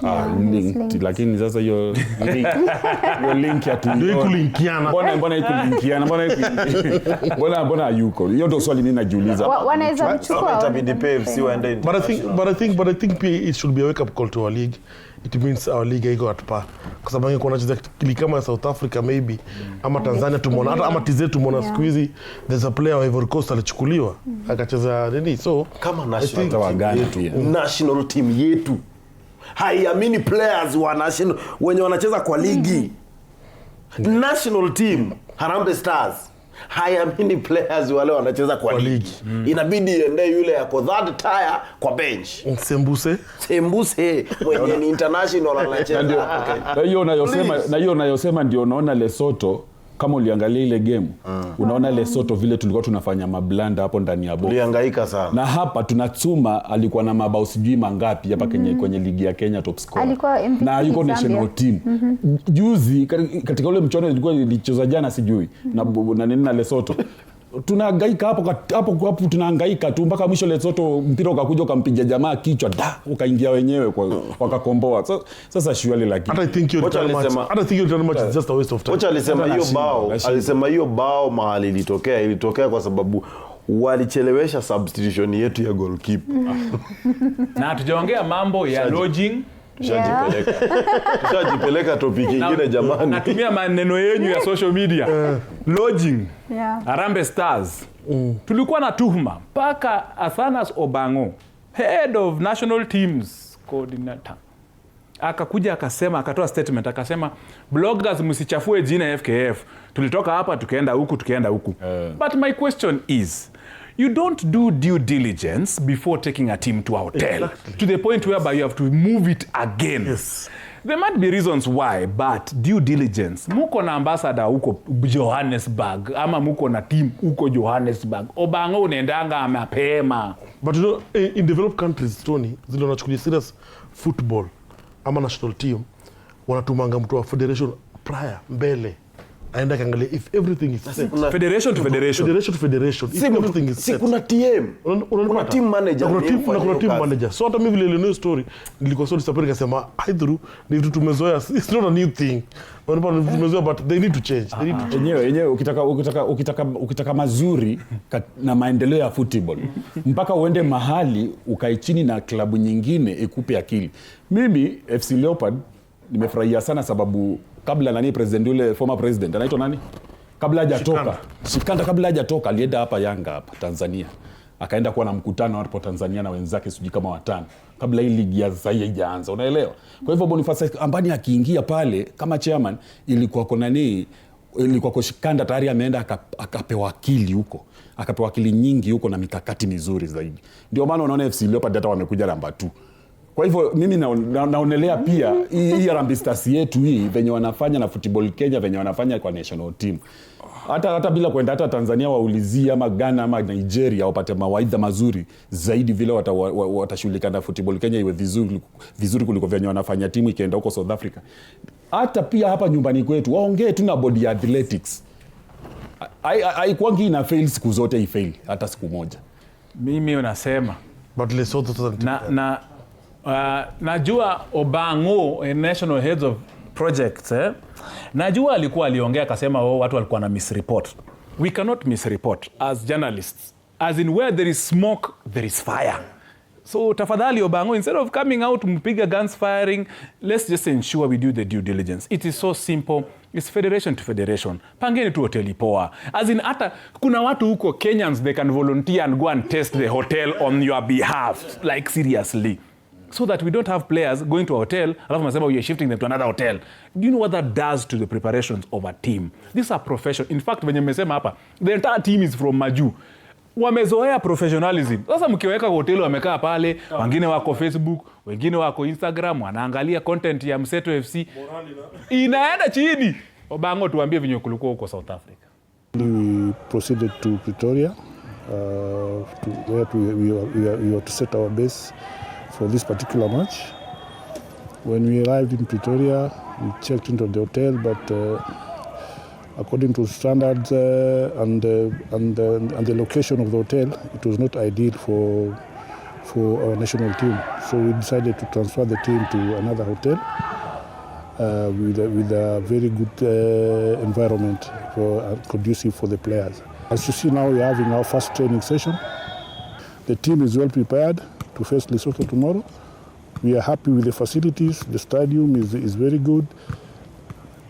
And generally the infrastructure in South Africa here is very, very good. And I believe when we come to play Bafana here during the qualifiers, we'll have had a good experience about the country here. All to say is that I just want to dispel. Obango, the next bite you're saying you want to discourage bloggers from writing wrong things. Don't discourage us. Let us write them so that you can learn and grow. Positive, accept criticism. It is important. It grows you up. Athanas Obala. We call him Obango. Ni boyo wangu. Tumetoka naye mbali sana them days. Tuko na dakika kama 3 mbio tukimalizia. Wacha tuanze na Michael Barnabe. Niko na dakika. So each of you has 1 minute. Ya kumaliza. Tushamaliza show. Tushamada show mzae. Buda ni 7. Buda tushamada. Hata tujaongea World Cup, tujaongea hata mambo ya Harambee Starlets, tujaongea but sasa wewe malizia. Your major highlight as we go. A World Cup here ndio imefika. Tunaanza World Cup next week. Honestly, I think this will be one of the entertaining World Cup. Yes. Considering that kuna a lot going on in America, in hizo countries, Mexico, kuna a lot going on politically nini. And then pia temperature temperature I was temperature ni hatari. Nasikia mtu atakuwa na sweat 5 liter kwa game. Washaanza nimeona Tuchel juzi amepiga training ya in-house, ameweka tent, akaweka wachezaji wake wote pale, alafu akawasha nini? Heater. Wasewa sweat. Walikuwa wana ride zile mabike, jasho inamwagika hivi. Yes. There is a video inaonesha jamaa amewafungia ndani. Pia yako hapo ndani. Ambia now be ready. This is what you are going to face. So this World Cup itakuwa tricky. Kulikuwa na concern ya viwanja. There's also another video ilikuwa wanapiga ball juu but I don't chini because of the surface. So I don't know kama challenge zitakuweko, but I can mention it here and today that Portugal will win it. Will win the World Cup. Na vijana wangu DRC, hiyo ndio team mimi na support. DRC. Sawa. Kausar. Yeah, my highlight for the week was Jimmy Willy winning the Defender of the Season. Yes, I felt like ange win at MVP, but it's okay. Yes. And also last night Ivory Coast beat France. Yes. Yeah, that was good to see. Nice friendly from Ivory Coast. So sahi wako na hiyo like, you know, they can take anyone. Wako na hiyo believe. I can't wait for the World Cup and the FKF final next weekend. So yeah, so much to look forward to. Good. Danto. I think World Cup. I think World Cup. Hata mimi niko Portugal. I support Portugal. But beside the World Cup, I think I want to talk about Harambee Stars. Harambee Stars, I think, as a friendly to an organizing, it needs to give us teams at least ziko juu yetu when it comes to FIFA ranking, because there is no national Lesotho mara mbili for what? That's a waste of time. Warudi tu home, watrain tu home, mama wasoende holiday. Ukiniuliza is waste of time. Atoto national Lesotho for what?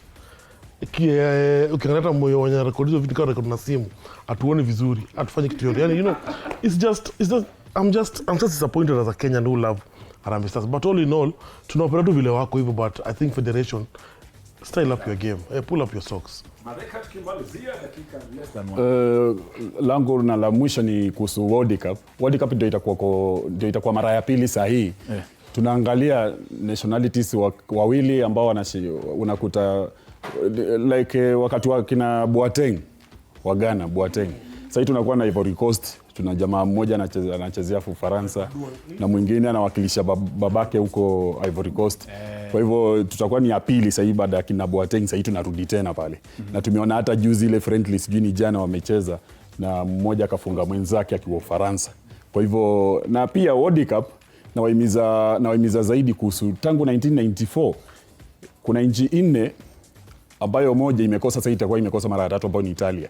Zile nchi 4 ambazo mimi naziaminia na zijaikosa semi, mmoja wao ni Mjerumani, Muitaliano na South America, tuko na Argentina na Brazil. Hizo nchi 4 hata tukitoa hiyo Italia bado zikibaki 3, sikufichi na sikudanganyi, lazima mmoja ataingia semi. Tangu 1994 hawajaikosa semi. Hao ndio wandani wa FIFA World Cup. Dennis Madheka pamoja na Kausar wandani wa awards. Wako na statistics, wako na data. Thank you Dennis Madheka for the statistics. Thank you Danto Sibola. Thank you Kausar Siyat. As well as thank you Barnabe Michael, of course, for really being the football gun.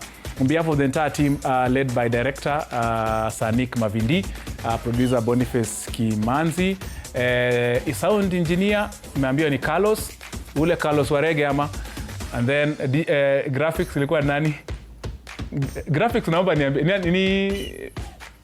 Edu kwa graphics. MCR I think ilikuwa ni ule mrembo nani message Masi as well, and then digital Martha na Masi, and then digital ilikuwa na digital ni Edu ako digital, and then MCR of course our studio managers hapa hivi led by Momanyi Shabana FC aka Uzbekistan ambassador in Kenya. Tunashukuru sana, of course I believe the entire bandwagon hapa. We thank you for watching. Up next, of course, kumbuka from 7 p.m. we have a Kiswahili bulletin. I think nimeona dada yangu Liz Motuku from TV47 Sports Extravaganza. Enjoy World Cup. See you next week.